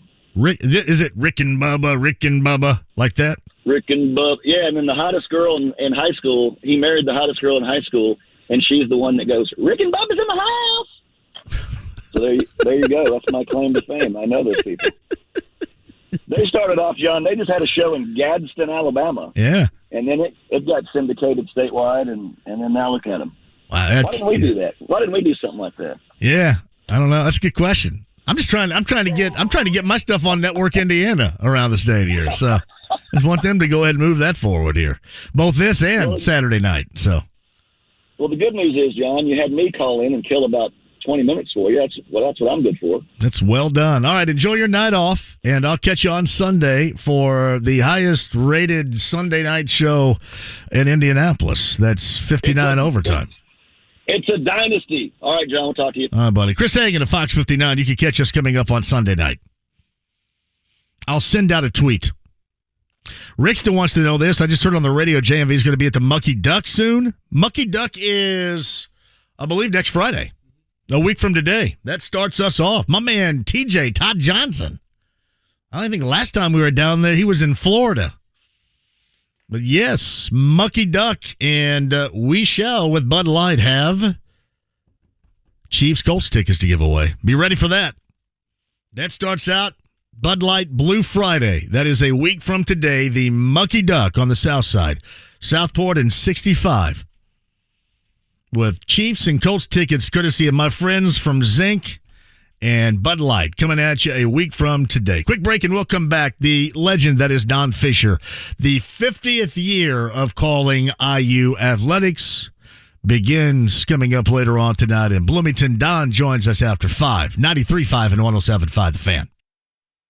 College football coverage this Saturday on The Fan is brought to you by B&W Plumbing, Heating, Cooling, and Drains, your trusted independent American Standard heating and air conditioning dealer in Speedway. Tune in to the Dan Dockett Show this week for a chance to call in and win tickets to the Hoosier Hardwood Festival in Boone County from September 9th through the 11th. I love that high school sports are about so much more than winning. I couldn't agree more. While the immediate goal might be to win a game or championship, the real purpose of high school sports is to develop good people, not just good athletes. I'm Robert Falkins, a proud South Bend LaSalle Lion. And I'm Carrie Rosati, a proud Roncalli Royal. We're both assistant commissioners of the Indiana High School Athletic Association. In education-based athletics, we care just as much about how student athletes are performing in the classroom as we do about how they're performing on the playing field. That's because high school sports are a tool to build the character of student athletes, not just their athletic skills. Developing the whole person rather than just the athlete. That's what high school sports in Indiana are all about. Support the real purpose of education-based athletics by buying a ticket to your high school's athletic events. This is training good athletes. This is developing better people. This is your IHSAA. The first inning is unpredictable, but you can place a no-run first inning wager with confidence at BetMGM. Make a no-run first inning prop bet on any Friday MLB game. If only one run is scored in the first, you'll get your stake back in free bets up to $20. That's right. Simply place a single or parlay no-run first inning bet. No runs in the first? No problem. You win. If only one run is scored, get your wager back in free bets up to $20. Take big swings all season long with BetMGM, the king of sportsbooks. Major League Baseball, trademarks used with permission. Visit BetMGM.com for terms and conditions. 21 years of age or older to wager. Indiana only. New and existing customer offer. Opt-in required. All promotions are subject to qualification and eligibility requirements. Rewards issued with non-withdrawable free bets or site credit. Free bets expire 7 days from issuance. If you or someone you know has a gambling problem and wants help, call 1-800-9-WITH-IT. Charlie says sell it to kick off tailgating season, so Payless Liquors has Mom Water and Game Day ready-to-drink 4-pack cocktails for only $8.99. Crown Royal 4-pack RTDs are $12.99, and Chi-Chi's 187-milliliter bottles just 99 cents. Plus 30 packs of Rolling Rock, Natural Light, and Busch Beer are only $17.99 at all 26 Payless Liquor stores. Additionally, Grey Goose 175s are $39.99, and 10 packs of assorted 99 liqueurs, $8.99, making tailgating easy at Payless Liquors. Don't pay more, get more, and pay less at Payless Liquors. Hey, everybody, how about let's talk up Caesars Sportsbook. We were down there at Winter Circle yesterday, but here's something you can do with me right now with Caesars Sportsbook. Your first bet with Caesars Sportsbook, well, it's on Caesars, up to $1,250, and all you have to do is download the app, and you can do it right now. Use the promo code RADIOFULL. Are you ready? RADIOFULL. That's Radio Full. Place your first bet. If you win, outstanding. If not, you get your stake back as a free bet. Do anything you want. You can look at the IU-Illinois game coming up tonight, Ohio State and Notre Dame, Georgia and Oregon this weekend. Start looking ahead if you want to as well with the NFL in mind, but do it with the absolute best, and that's Caesars Sportsbook. Bet like a Caesar. Get more with Caesars Rewards, too. Now, with Caesars Rewards, every bet you place brings you closer to redeeming the types of perks only Caesars can offer. For example, we're talking tickets, free stays, experiences, and more. Nobody else offers that. You get that with Caesars Sportsbook. So, again, use that promo code RADIOFULL now. Open to new users in Indiana who are 21 years or older. If qualifying bet loses, bet amount returned is credit. Must use within 14 days. See Caesars.com/promos for full terms. If you or someone you know has a gambling problem and wants help, call 1-800-9-WITH-IT.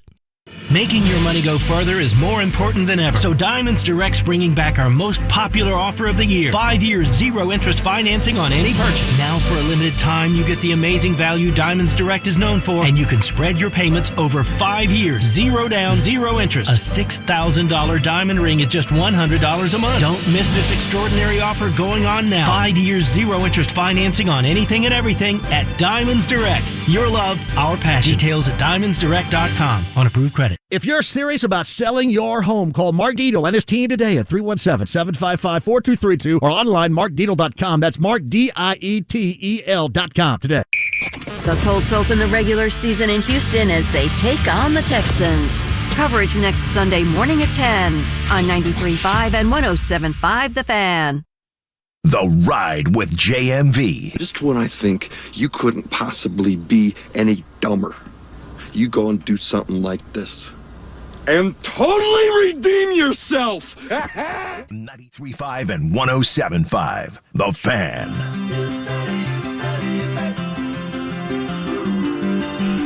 Oh, Caesar Sportsbook with the radio full, everybody. Yeah, you love the tickets. And then some with the greatness that is Caesars. Don Fisher's in season number 50 coming up. Later on tonight, Don's going to join us here after 5 o'clock. Ryan writes in with this at JMV 1070. So we take Man Road down through the country. I know exactly what you're talking about. That's Man Road over in, actually, it's coming off of Mars Hill, if you want to go that far back into Indy, the southwest side on Man Road. Man Road goes all the way down through Decatur Township, down in Morgan County, crosses over 144. And you continue to move on down into Martinsville. I think you go by the power plant down there too, on the White River, I believe, between 67 and now I-69 around Centerton. Yeah, maybe that's your play if you're heading down right now, because Ryan says smooth sailing all the way down. Had to beat Brett Bielema down here before he ate all the food in Bloomington. What? Yikes. But that may be a play for you if you're heading down tonight. Just so you know. Give that bad boy a try. Bob Morgan's down there as well. Thank you, Bob. Jeremiah Wheatley says the Franklin Grizzlies play Olivet in Michigan. That's your favorite state. Shout out to Jeremiah. Jeremiah and Melissa have a son on the team. Olivet is in Michigan. Got a lot of college football games coming up tomorrow. In and certainly around the state. High school football's week number 3 coming up later on tonight. Our high school game of the week brought to you by CarX. 14 Central Indiana locations, CarX.com today. Lawrence North, Lawrence Central. Eddie Garrison, Jim Leisure with the call. That begins at 7 o'clock for you tonight. We talked to Bob Lovell about that a little bit earlier. Alan Karpic, Gold and Black Illustrated, regarding the bed crapping that went on last night in West Lafayette. So incredibly unfortunate. And a variety of ways. Point the finger at the coach, the strategy down the stretch, point the finger at the players for a lack of execution that went well beyond even that. Just some real boneheaded stuff last night. Missed tackles, like just egregiously awful missed tackles. Dropping the football, turnovers, penalties. There are some moments when last night, when Jefferson took that thing pick 6 to the house and then barfed. That was a hell of a moment. And part of the problem is, as I began the show with, all the teams around here, you have a similar feeling for them all. You just wait for the crap to happen. Or in how I just explained that, you wait for the bed crapping. We have to break that trend, to snap that chain, to block that path, something. Because that's exactly how you feel about all of your teams for the most part around here. At least the 4 that we brought up. Somebody's got to break that.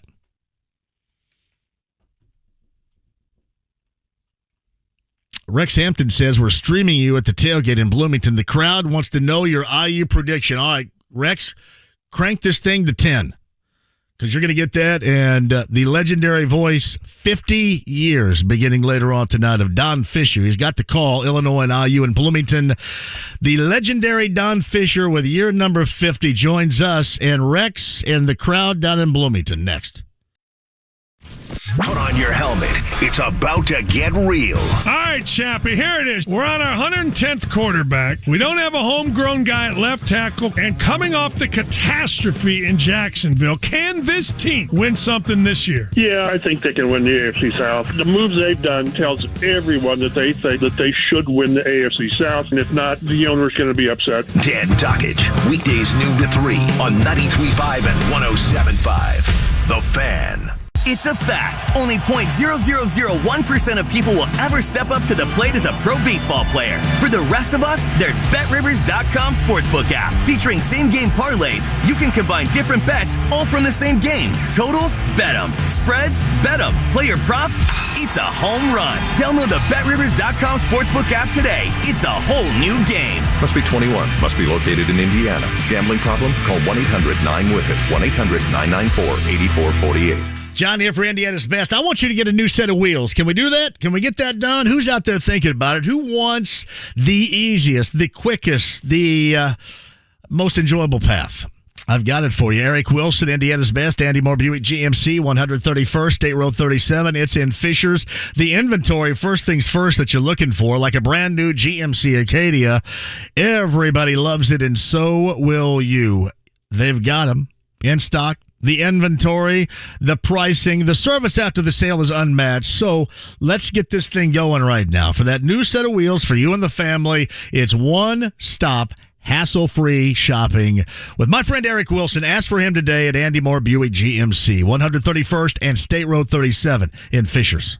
The ultimate end of summer party is coming. All In Music Festival Labor Day Weekend 2022, September 3rd and 4th at the Indiana State Fairgrounds. Featuring great music, great food and lifestyle with performances by Daryl Hall and John Oates, Cage the Elephant, John Fogerty, Portugal the Man, plus Lucinda Williams, Trampled by Turtles, The Four Tops, and many more. Multiple stages, multiple days. All In Music Festival Labor Day Weekend 2022. Get details and tickets now at allinfestival.com.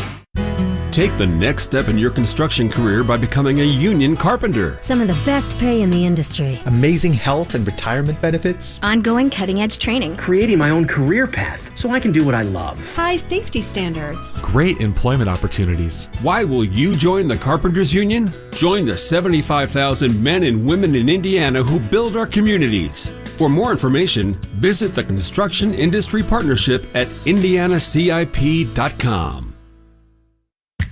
Hellsberg Diamonds presents The Guy Who Got It Right. Tim needed an engagement ring. He did research, listened to hints from his fiance's friends. She wants a lab-grown, oval-cut, and white gold with a halo. And he went to Hellsberg Diamonds. At Hellsberg, Tim found an incredible selection of high-quality, lab-grown, and natural diamonds.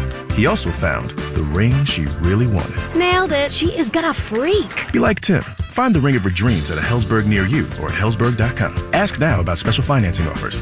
Hey, it's Jake Query. The IndyCar Grand Prix of Portland is this Sunday. Green flag around 3:30, but coverage begins on the Fan at 3 p.m. Brought to you by the Speedrome and Circle City Raceway. Ball State football has 5 Saturday home games. Join us September 10th as the Cards take on Western Michigan at 2 p.m. Secure tickets at ballstatesports.com or charge by phone 888-BSU-TICKET. 93.5 and 107.5. The Fan. WIBC HD2 W298BB. WIBC HD3 W228CX. Indianapolis. Tuesday on Kevin and Query, we gotta hear about Jake's 50th birthday. Also, it's game week for the Colts, looking ahead to the season opener in Houston. Join us 7 a.m. right here on The Fan. The Ride with JMV. I want savages on the field. I want to lead the league in broken ribs. I want to put people in the hospital legally, no hitting in the head. I want them to cry and be scared to play us. 93.5 and 107.5. The Fan. Happy anniversary, baby. Got you on my mind. Happy anniversary, baby. Got you on my mind. True story about Sports Talk Radio. When you play a song as a re-entry, and there's a reason why you do it, it works a lot better when the person is on hold that you want to hear it. In this case, Kyle is right now efforting the voice of the Hoosiers, Don Fisher, who will celebrate his 50th year, calling IU athletics. That begins later on tonight. Don's going to join us coming up here. Hopefully, now in a couple of minutes. And we'll talk about the matchup, the first of the season. Illinois is already in a win column. Already had a game, already played a game. Meantime, IU starts from scratch coming up later on tonight. That's an 8 o'clock start down in Bloomington. I'm getting lots of feedback from those of you that are either on the way or already down there. J-Law is in mid-season form right now, too, down there. Well done. Out of the lounge via YouTube Live and into the parking lot between Memorial Stadium and Assembly Hall, ready to rock. Gotta love it. Chris Alexander writes this: JMV Wabash football kicks off the season tomorrow, 1 p.m. against Hampton. Hampton, Sydney. Leon Thompson shut out at quarterback. That is according to my guy, Chris Alexander. Yeah, there are a lot of in-state college football, whatever level you're talking about, is going on coming up tomorrow. BT at JMV 1070. I'm going to try to meet up with Chad tomorrow night. JMV All-In Music Festival. I saw Lucinda Williams had to bail because somebody in her band came up COVID positive or something. But it is going to be good. Tomorrow night, the headliner is going to be Hall & Oates, everybody. Flying high with Airport Jimmy inside the lounge via YouTube Live at JMV. I'm going to be calling in to the takeover coming up tomorrow night with an 80s rock request. I got you. I am thinking about rolling in the 9 o'clock hour to some 90s tomorrow night. I think because we're working on a Labor Day weekend, right? And we got a lot of people out there partying, doing what you do. I think we're going to work in some decade of the 90s because you guys love that in the 9 o'clock hour coming up tomorrow night. But yes, Airport Jimmy, call in and whatever 80s rock song you want to get on, I will be ready for you coming up tomorrow night. Absolutely. Beginning at 6 and ending somewhere around midnight for you. Yeah, last night not so good up in West Lafayette. Sure, there were good moments. Sure, there were thrilling moments. Sure, there were big plays, but just not enough execution. And some sketchy coaching decision-making in that final 6. All led to what was a deflating/disappointing opening season loss for Purdue at home to Penn State last night. Incredibly winnable game. And again, they're still going to have a good season. They are still going to be a good football team, but that was such a missed opportunity and a massive springboard to get everybody as juiced as they were last night at that game. Game sold out. It was a blackout. Everybody was fired up. And you just end with a thud like that. Incredibly disappointing. And it was something with a variety of ways and execution that you could have sidestepped and won that game. And Penn State took advantage. Took advantage. But when you think about it, too, all the big plays that happened last night, had no problem with O'Connell. Charlie Jones looked good. Durham looked good. You know, on the other side of the football for Penn State, for whatever reason, they kept throwing right to Joey Porter Jr. They had so many moments where they looked good, but the problem was there was really no in-between. It was either that or it was just some dreadful play, some boneheaded play. Penalties, turnovers, tackling, for goodness sake. And not just your garden variety, hey, this guy is good and he's going to shake loose of your tackle, but whiffs, bouncing off of, just a lot of stuff that you got to do, you got to get done. Incredible missed opportunity. Talked about that with Alan Karpik of Golden Black Illustrated a little bit earlier today. Bob Lovell, week number 3 of the high school football season, coming at you tonight. Lawrence North and Lawrence Central right here. That's Jim Leisure and Eddie Garrison. Coming up tonight, the Battle of Lawrence Township is at 7 o'clock right here, coming up later on tonight for you. Oh, 5:30 for Don? Okay, that's cool. Don Fisher just called 5:30 for Don. So it's going to be me and you. We're going to do some me and you-ing right here at 239-1070. Unless you want me to continue to talk about Purdue, which I can. Talk about the rest of the weekend with Notre Dame and Ohio State coming up tomorrow. Certainly I can. If you do want to get your reaction in as a Boilermaker fan or maybe even a fan in general of around here. And the theme, the start of the show was, when is all this going to end? When will a consistent living up to the expectations/hype begin again? At what point? Because we are riding a streak right now where most of you, if you're a fan of IU basketball, football, Purdue basketball, the Colts, IU, I should say the Colts or the Pacers, you kind of just wait for the crap to happen. Are the Colts the team to shake that loose? Now, granted, Purdue is still going to have a good season. If you don't have a good season with the schedule the way that lays out, that is on you and somebody's in trouble. So they will still have a good season. But when's everybody around here going to start dictating the positive feel instead of just going with the, well, this is what's probably going to happen. They're probably going to crap the bed. It has been far from me too long around here. Just going to wait for it to happen. And I heard from Boilermaker fans earlier today, you just kind of sit around and you wait literally for something bad to happen. And at some point, your team has to step up and live in a big moment. And you thought that the Boilers had that opportunity last night against Penn State, and they absolutely blew it. Incredibly unfortunate. That's from Brian. JMV, I've lost that loving feeling for all the sports teams, including the Cubs. I'm not even going to go into, at least the Cubs, the World Series, 5 or so years ago? I'm a Reds fan. How do you think I feel? Chris Baxter adds that. Don't forget about our last place Reds. Who can forget that? Who can forget that? Not me. So, no, it's... It goes well beyond the 4 teams that I'm talking about.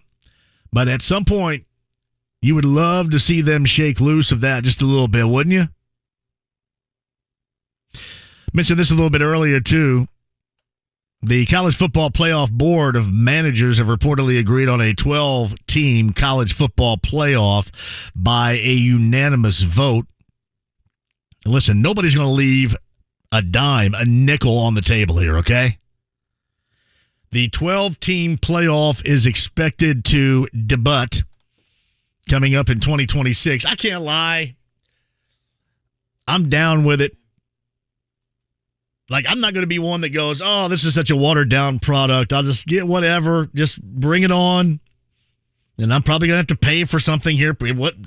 Just do it. I'll be watching it. 12-team playoff is expected to debut in 2026. Now, hopefully, we're all still hanging. Hey, quick shout-out to John Martin. John Martin's a friend of mine. His son Landon, 3rd grader, Whiteland, broke his leg playing football, laid up for about 2 months. I hate to see that. Landon's a good kid, got a big smile, laid up in the hospital, and a shout-out to Landon. Landon, John, Stephanie, and the family of Martin. Right there. That stinks. Football player, young, elementary, broken leg, end of summer, early fall. That is a bummer right there. Get better, Landon. 239-1070 is the number. JB, you're up first. How are you today? JB, are you there? Yes, I am here. Go ahead. Hey, I just wanted to give a little history and just hype up the game tonight, the game of the week. Okay. This is the 40th anniversary of the first time that LC and LN met on the football field. I was a part of that team. I graduated in 83. Well done. Yeah, we did win that game on a last-second interception by our junior cornerback, Paul Douglas, and just want to get everyone to come out and support the teams. It's going to be a great game. It's always a good game between the two teams. Yeah, you got us on the radio. Yeah, Eddie Garrison and Jim Leisure later on tonight. Now, I was told earlier this week, JB, that in Lawrence Township, that game is likely more significant than even a sectional game with one of the two teams in it. Is that correct? Yeah, I think they're in the same sectional. I mean, let's just say, for example, it's more meaningful than if LN or LC was playing somebody else in the sectional game. Oh, you know sure. what I mean? Yeah, that's what I mean. It's playing for the Bell Trophy, the Dwayne Bell Trophy, who was a coach at LC and at LN back in the 70s. Once LN opened in '76, I believe. And also, I believe Doug Reeser was the coach at that time. And, of course, you know that Jack Keefer was the basketball coach at that time because he's been the only coach. Yeah, he was. No doubt about that. JB, we've got that coming for you later on tonight at 7 o'clock. Enjoy it. Thanks for the call. Great. Thanks. I'll dig on the class of 83, too, Kyle. I was a big fan of the class of 83. 5 years older than me. Hot chicks in 83. I was 13. You know what time of day they gave me? 0, no 100. That's what the time of day they gave me. Speaking of the time of day, he's on the Andy Moore Automotive Group hotline. Let's all celebrate the legend that is Don Fisher in year number 50 that starts later on tonight as he calls Illinois and IU down in Bloomington. Congratulations, my friend. Nice of you to say so, JMV. Obviously, I'm excited about the start of the season. Obviously, it's number 50 for me. It's a milestone, I guess. That's what everybody's telling me. But at the same time, it just doesn't feel like it's been 50 years. It feels like it was yesterday when I got started. So, not a great one, though. It's awesome. Now, are you still in your den right now? You're just going to drive 150 miles an hour to get down there by game time? No, there was an accident on 37 today, and I thought, and Susie told me, you better get started early. So I got down here in plenty of time. I left a long time ago, and I'm here now. And, of course, I always, at this point in my life, forget something on a trip, and I did so again today. Hopefully it'll be taken care of, but... Now, what happened? I lost you a little bit there. What happened? I forgot. I forgot something again. My wife tells me that I forget something on every beach. She's right. I did so today again. What'd you forget? I forgot the live reads podcast. Well, we got people heading down that way right now. You want me to? I'll give them your address, and they can swing by and grab it for you. Is that cool? I've already called somebody to take care of the problem. I mean, it's just ridiculous.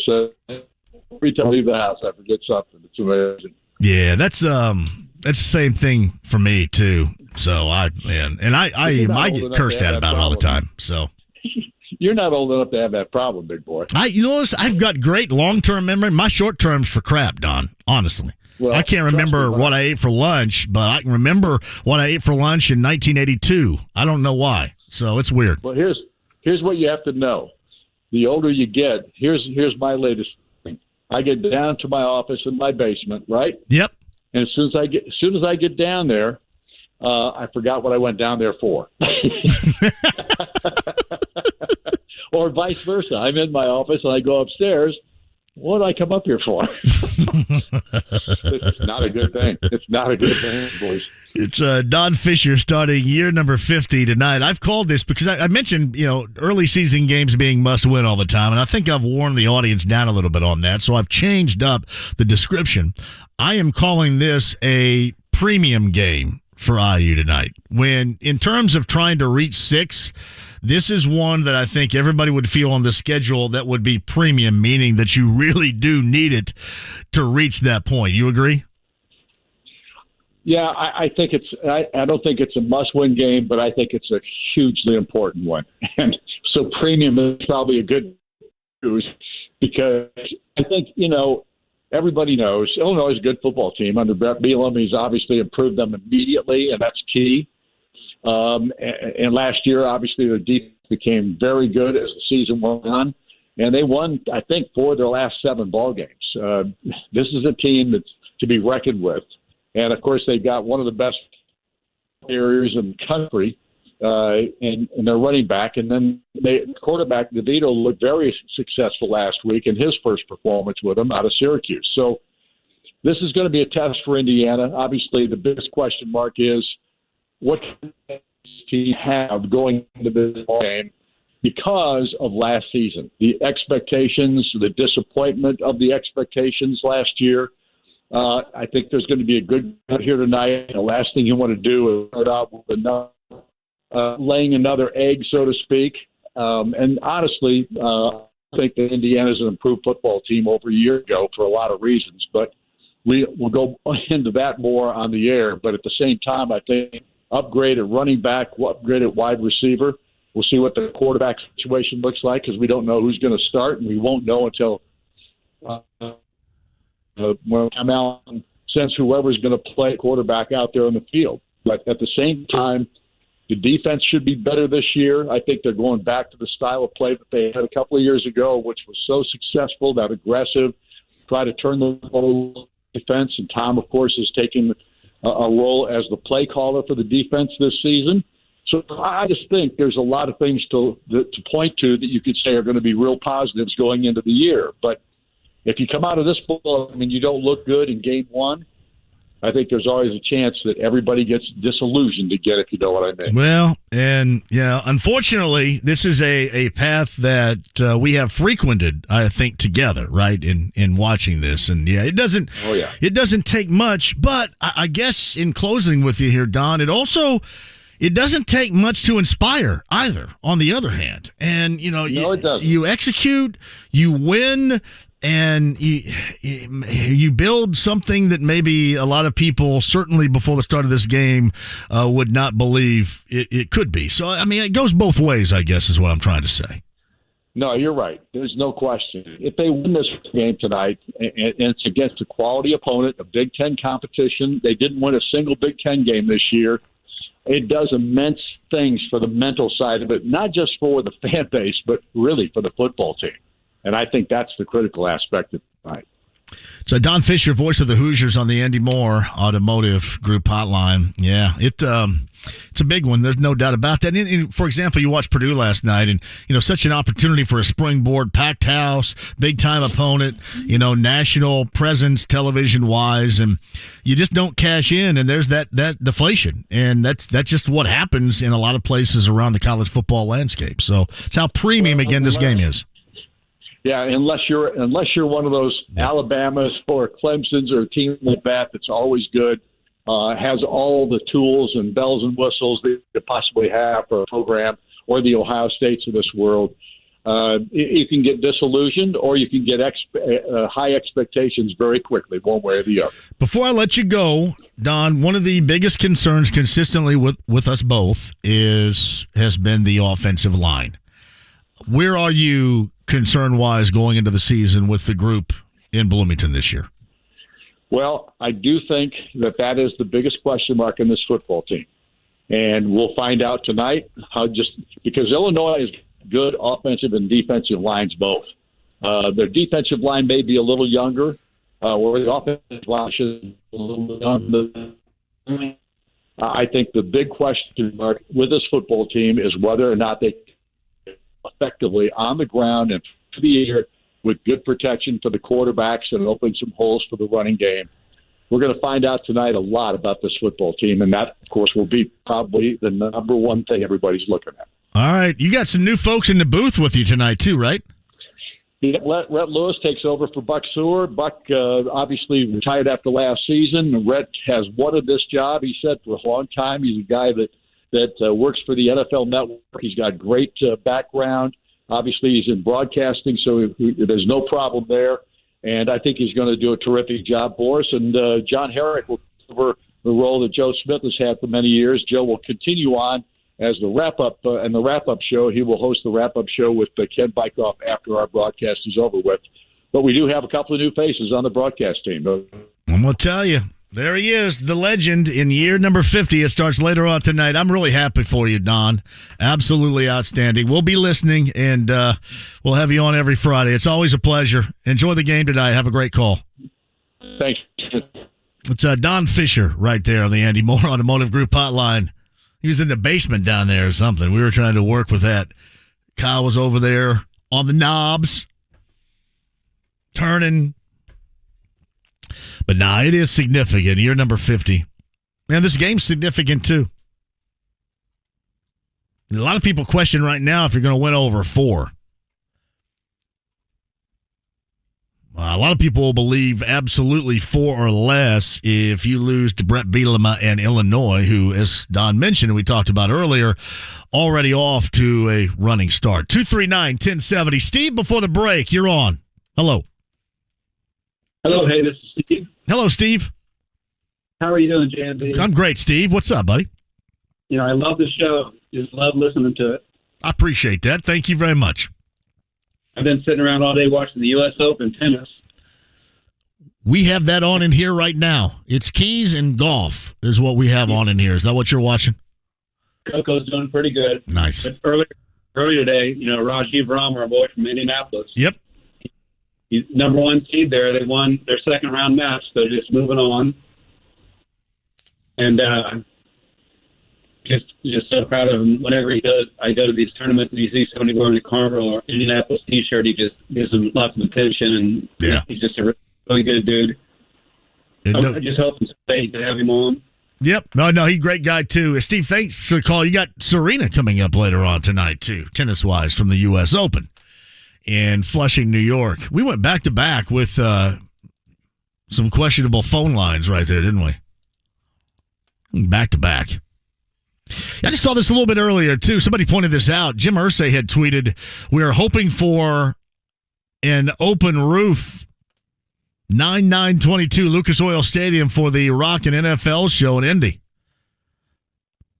He says the weatherman will dictate this. So the Jim Irsay collection, and the Jim Irsay band, which also will have at least a song with the John Mellencamp inclusion, Buddy Guy and Wilson of Hart.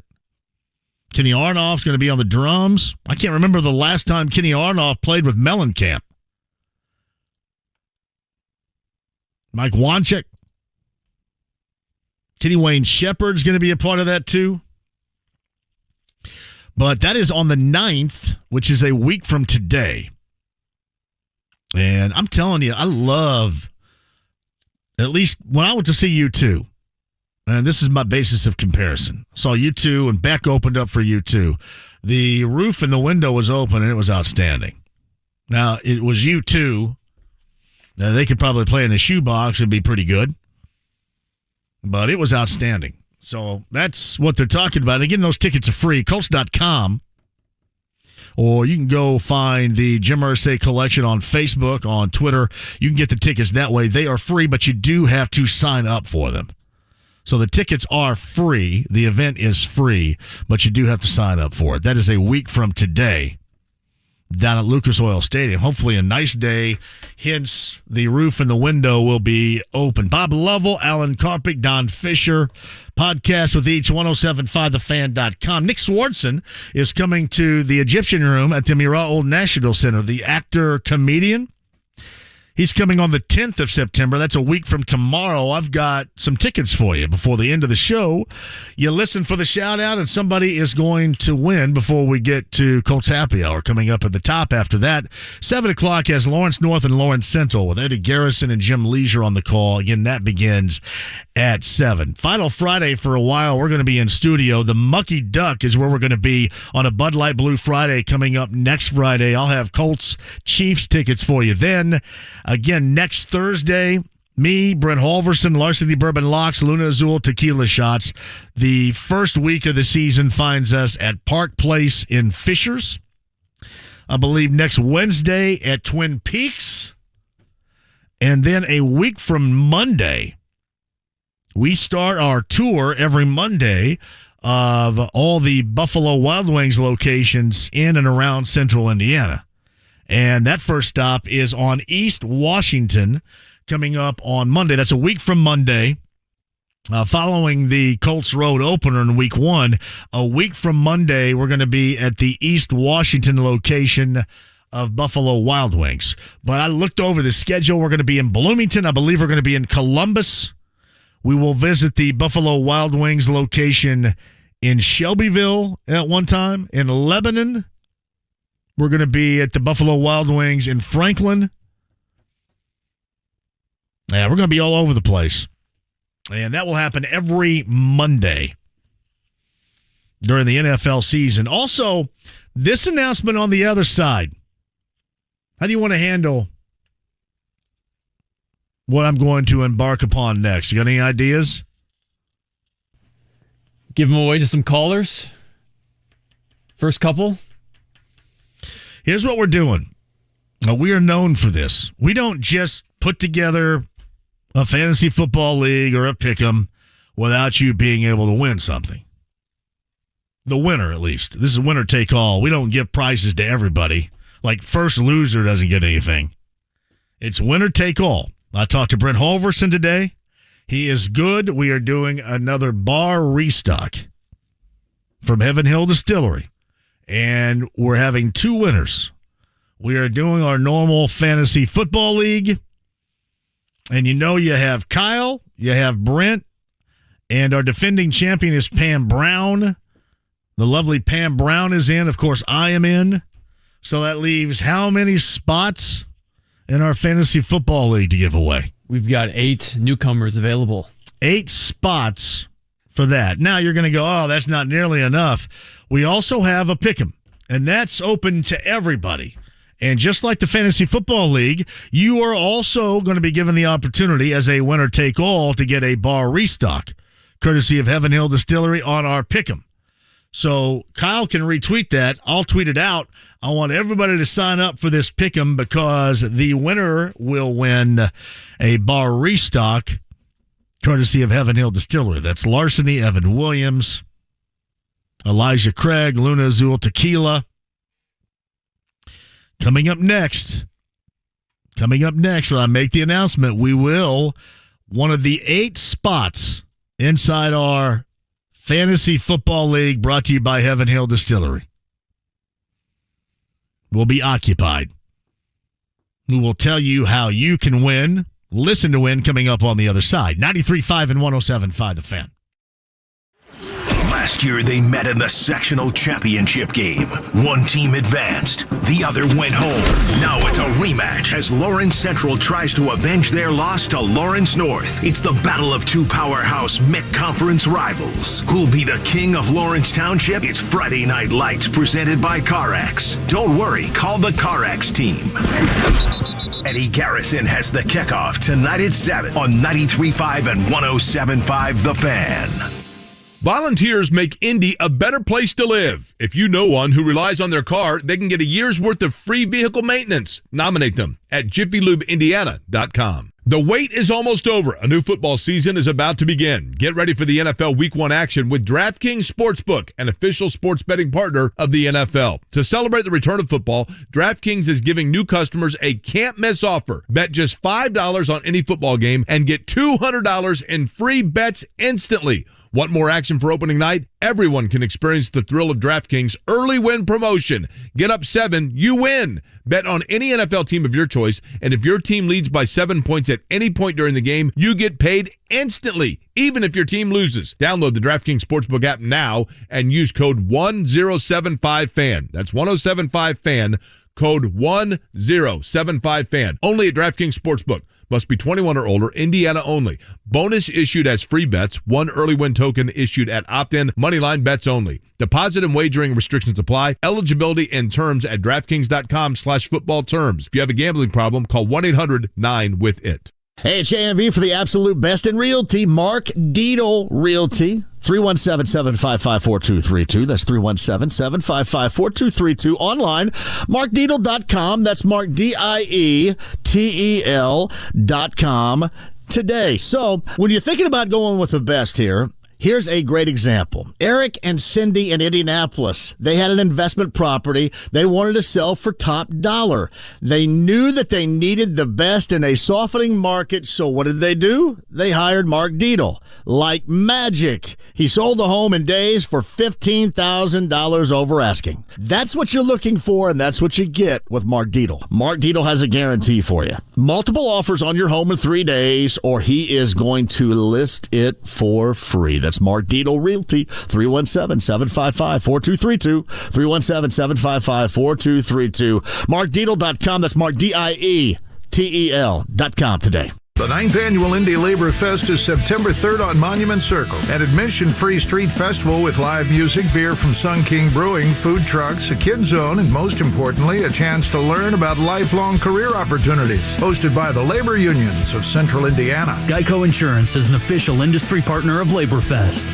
Celebrate organized labor's dedication and contributions throughout the Hoosier State. More information at IndyLaborFest.org. Union membership, community leadership. Denny Smith here for Sundown Gardens. Sundown has a large selection of container and bulb and burlap trees in stock, and they're 30% off through September 3rd. Now's a great time to plant before we get late into the fall season. Find the perfect shade tree you always wanted or a wonderful ornamental tree to finish off your landscape beds. Follow Sundown Gardens on Facebook and Instagram. Sundown Gardens is closed Sunday and Monday. Hurry in today. Sundown Gardens at 186th Street and Springville Road, sundown.gardens.com.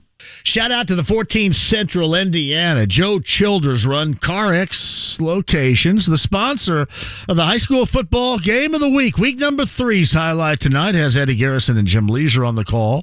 That is Lawrence North and Lawrence Central. Kick is at 7 o'clock. Of course, you can hear it right here. And, of course, you can also get late summer, early fall road ready at your 14 Central Indiana Joe Childers Run CarX Locations. From brakes to brake pads, oil changes, tires, anything mechanically speaking, all of that and more at your 14 Central Indiana CarX Locations. To find the one nearest you, that's CarX.com today. Business owners and professionals face special challenges in divorce court.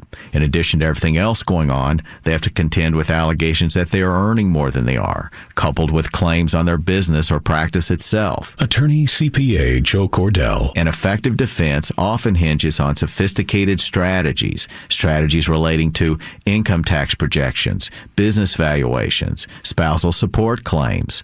Clients with assets depend on their divorce lawyer's skills in these matters, and that's why it's so important to hire someone that has those skills. Contact the domestic litigation firm of Cordell & Cordell to schedule an appointment with one of our firm's Indianapolis area attorneys, a partner men can count on. 317-322-0122 or visit online at CordellCordell.com. That's CordellCordell.com. Office in downtown Indianapolis. Cordell & Cordell, 101 West Ohio Street, Suite 1100, Indianapolis, Indiana 46204. This is for the men who never settle, the ones who believe only quitters end a game and a tie, the type of guys who choose the bar with the biggest TVs to overcompensate for theirs at home. This is the Lodge mentality. This is Twin Peaks. Raise your glass to the start of Oktoberfest and keep it raised for Twin Peaks' authentic Stein hoisting competition. Join in on Fridays in September at 6 p.m. for the chance to win weekly prizes and Sam Adams swag. Twin Peaks. Eats, drinks, scenic views. The Ride with JMV. I am in the parking lot right now, hammering a bacon, egg, and cheese, hold the cheese, in preparation to go deep with 4 hits and put on a laser show to the likes of which you have never witnessed in your entire life. 93.5 and 107.5. The Fan. Oh, it's my new favorite song out there right now. What is it called? Narco? Edwin Diaz, his entry song. Narco is the song. Here it is.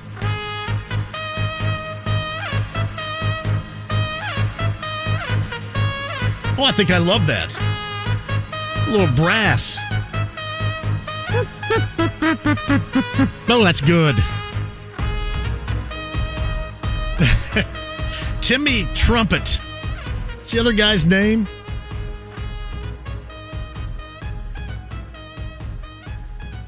Blaster Jacks and Timmy Trumpet. See, I didn't know this because Timmy Trumpet apparently is an EDM DJ who clearly can play the trumpet. Hence, Timmy Trumpet. I don't think you can play the trumpet without being named Timmy Trumpet. Anyway, he's an EDM DJ. But we played that yesterday for you. When he did the live version of that a couple of nights ago upon the entrance against the Dodgers of Edwin Diaz, that's awesome. That's the greatest of all time right there. That might be becoming my favorite song. I don't know what the rest of it sounds like yet.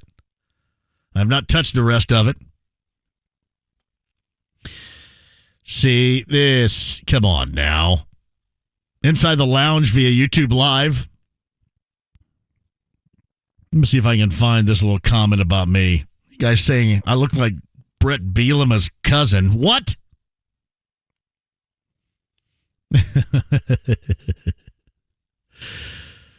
That's great. There's a lot of Bielema jokes going on inside the Lounge via YouTube Live right now. I didn't know I was going to be a part of it, though. Thanks a lot. Appreciate it. IU, Illinois. That's the IU opener coming up tonight at 8 o'clock. 7 o'clock is your pregame show, but 8 o'clock is the kick tonight from Bloomington. I'm telling you, Narco, that song gets me fired up right there. JMV, check out Trombone Shorty. I'm always skeptical about reading stuff like this, wondering what I'm actually saying, and if somebody's trying to play a joke on me. Somebody's trying to utilize my old decrepitness against me. Yeah, hey, Jeremiah, I did see that. Looks like we're going to have to rename our Anything Goes. That's what it looks like. I saw that a little bit earlier today, in fact. It works for anything, though, to be honest. Because it is anything goes, right? So you would have to presume that it would work for anything. But I did see that. Oh, a good trumpet always plays well. That'll get you fired up. That is the best walk-up. That is the best reliever entrance song ever right there. Better than Enter Sandman from Metallica, from Mariano Rivera, and even better than Rick Vaughn coming into Wild Thing. 239-1070 is the number. Mac is on board here. Hello, Mac. How are you doing today, John? Mac, you going to call me tomorrow night? I'm going to try. I tried last week 61 times, but never got through. Are you kidding me? No. Seriously. Man, you got to send me a message or something. I got to look for you. I feel bad about that. You know, and that, right. No, it's not really, and it's all operator error. It sometimes there, and you know this because we know one another pretty well. It's a combination of volume of calls and how long it takes for me to put stuff together. So my bad. I hate that. I hate that. You're forgiven. I know it's one of the most popular shows. Did you really try to call 61 times? Honestly, I did. Oh, my God. That makes me feel terrible. Mac, I'm sorry. I hate that. Hey. But see, and unfortunately, I think other people are probably not as understanding as you and probably would go, hey, this guy's a real crank. What am I doing here? So I thank you for your understanding because we know one another. You know that technology-wise, there's a thread of ineptitude that I have to deal with myself. And then there's also the high volume, too. So it's a combination. Well, I understand how popular that show's become. I mean, people call in from all over the United States every week. So, I mean, it's the chance you take. So. Well, I thank you for listening and calling. The 61 times makes me feel really bad. But, yeah, we'll get you in tomorrow night for sure. So, Purdue lost a prime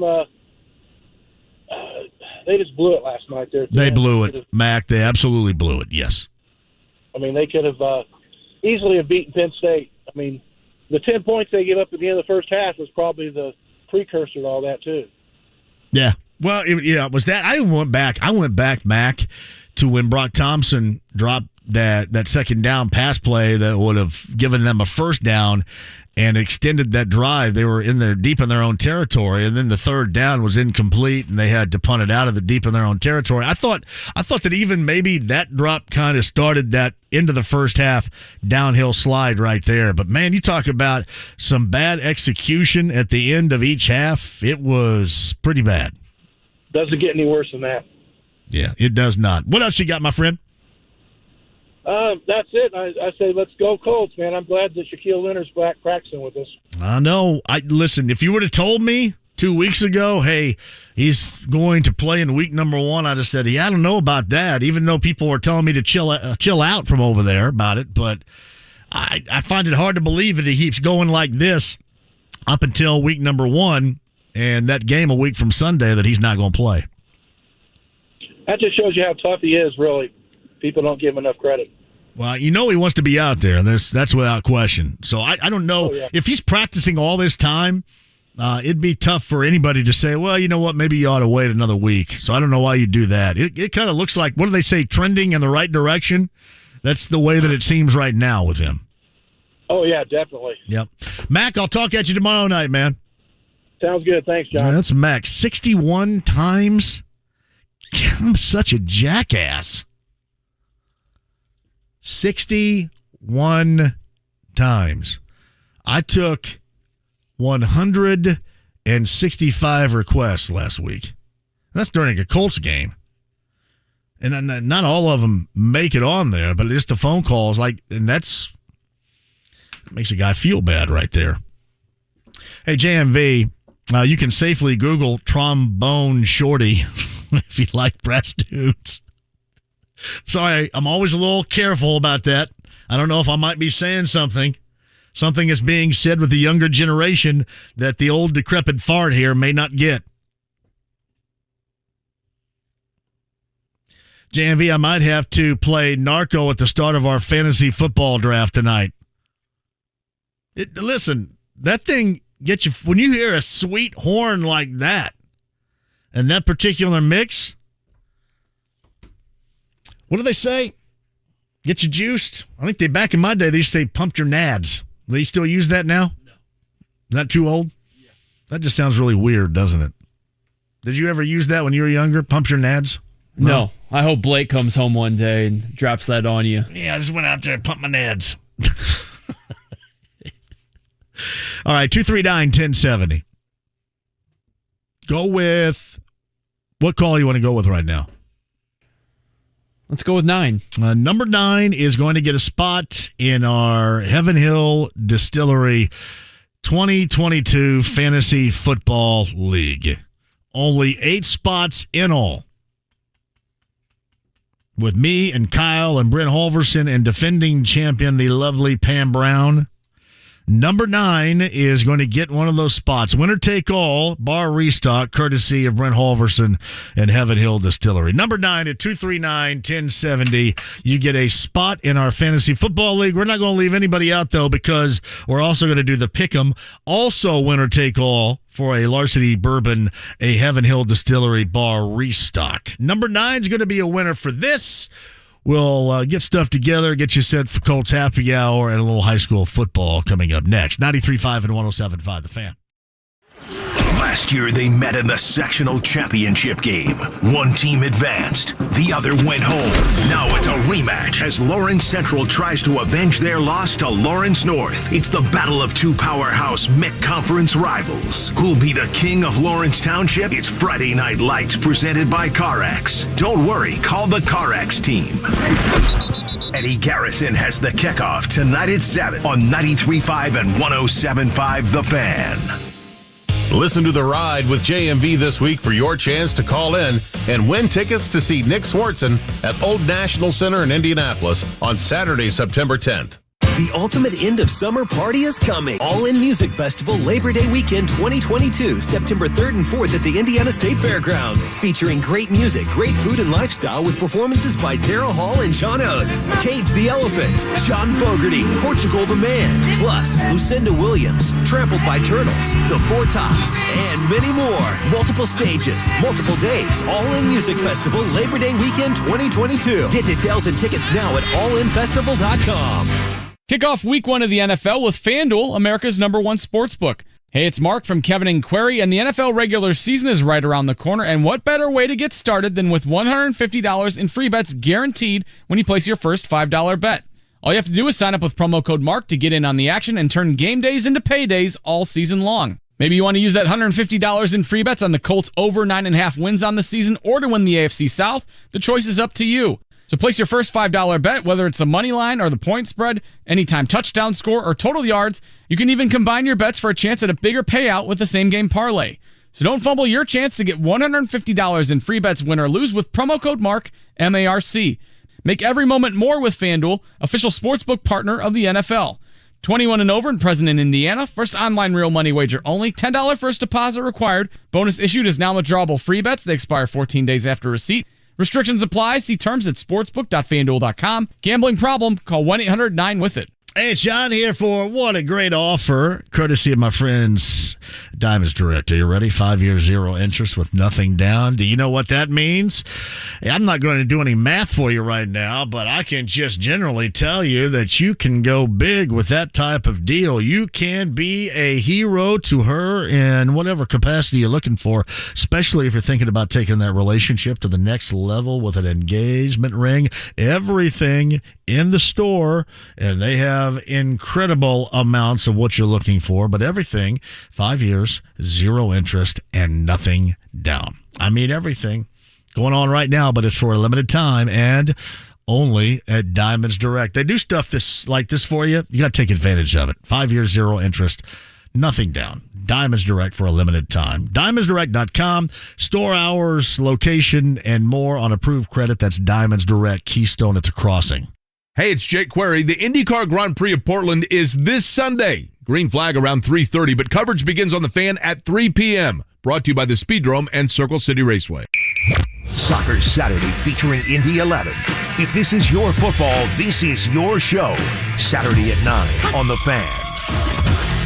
The Ride with JMV. Say, man, you got a joint? No, not on me, man. It'd be a lot cooler if you did. 93.5 and 107.5. The Fan.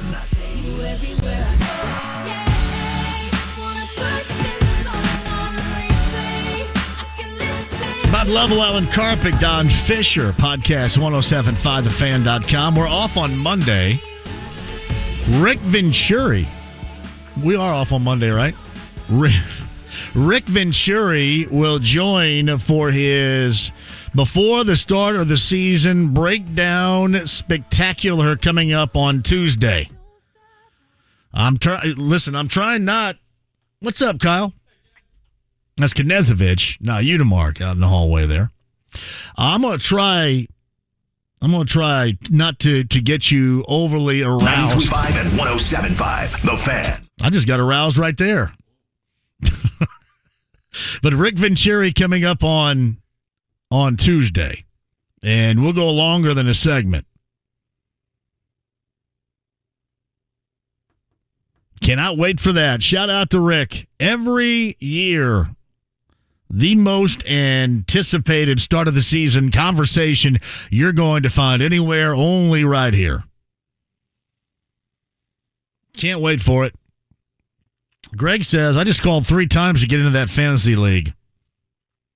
I think it was caller 9. It was like a bum rush, too. Everything was lit like a Christmas tree.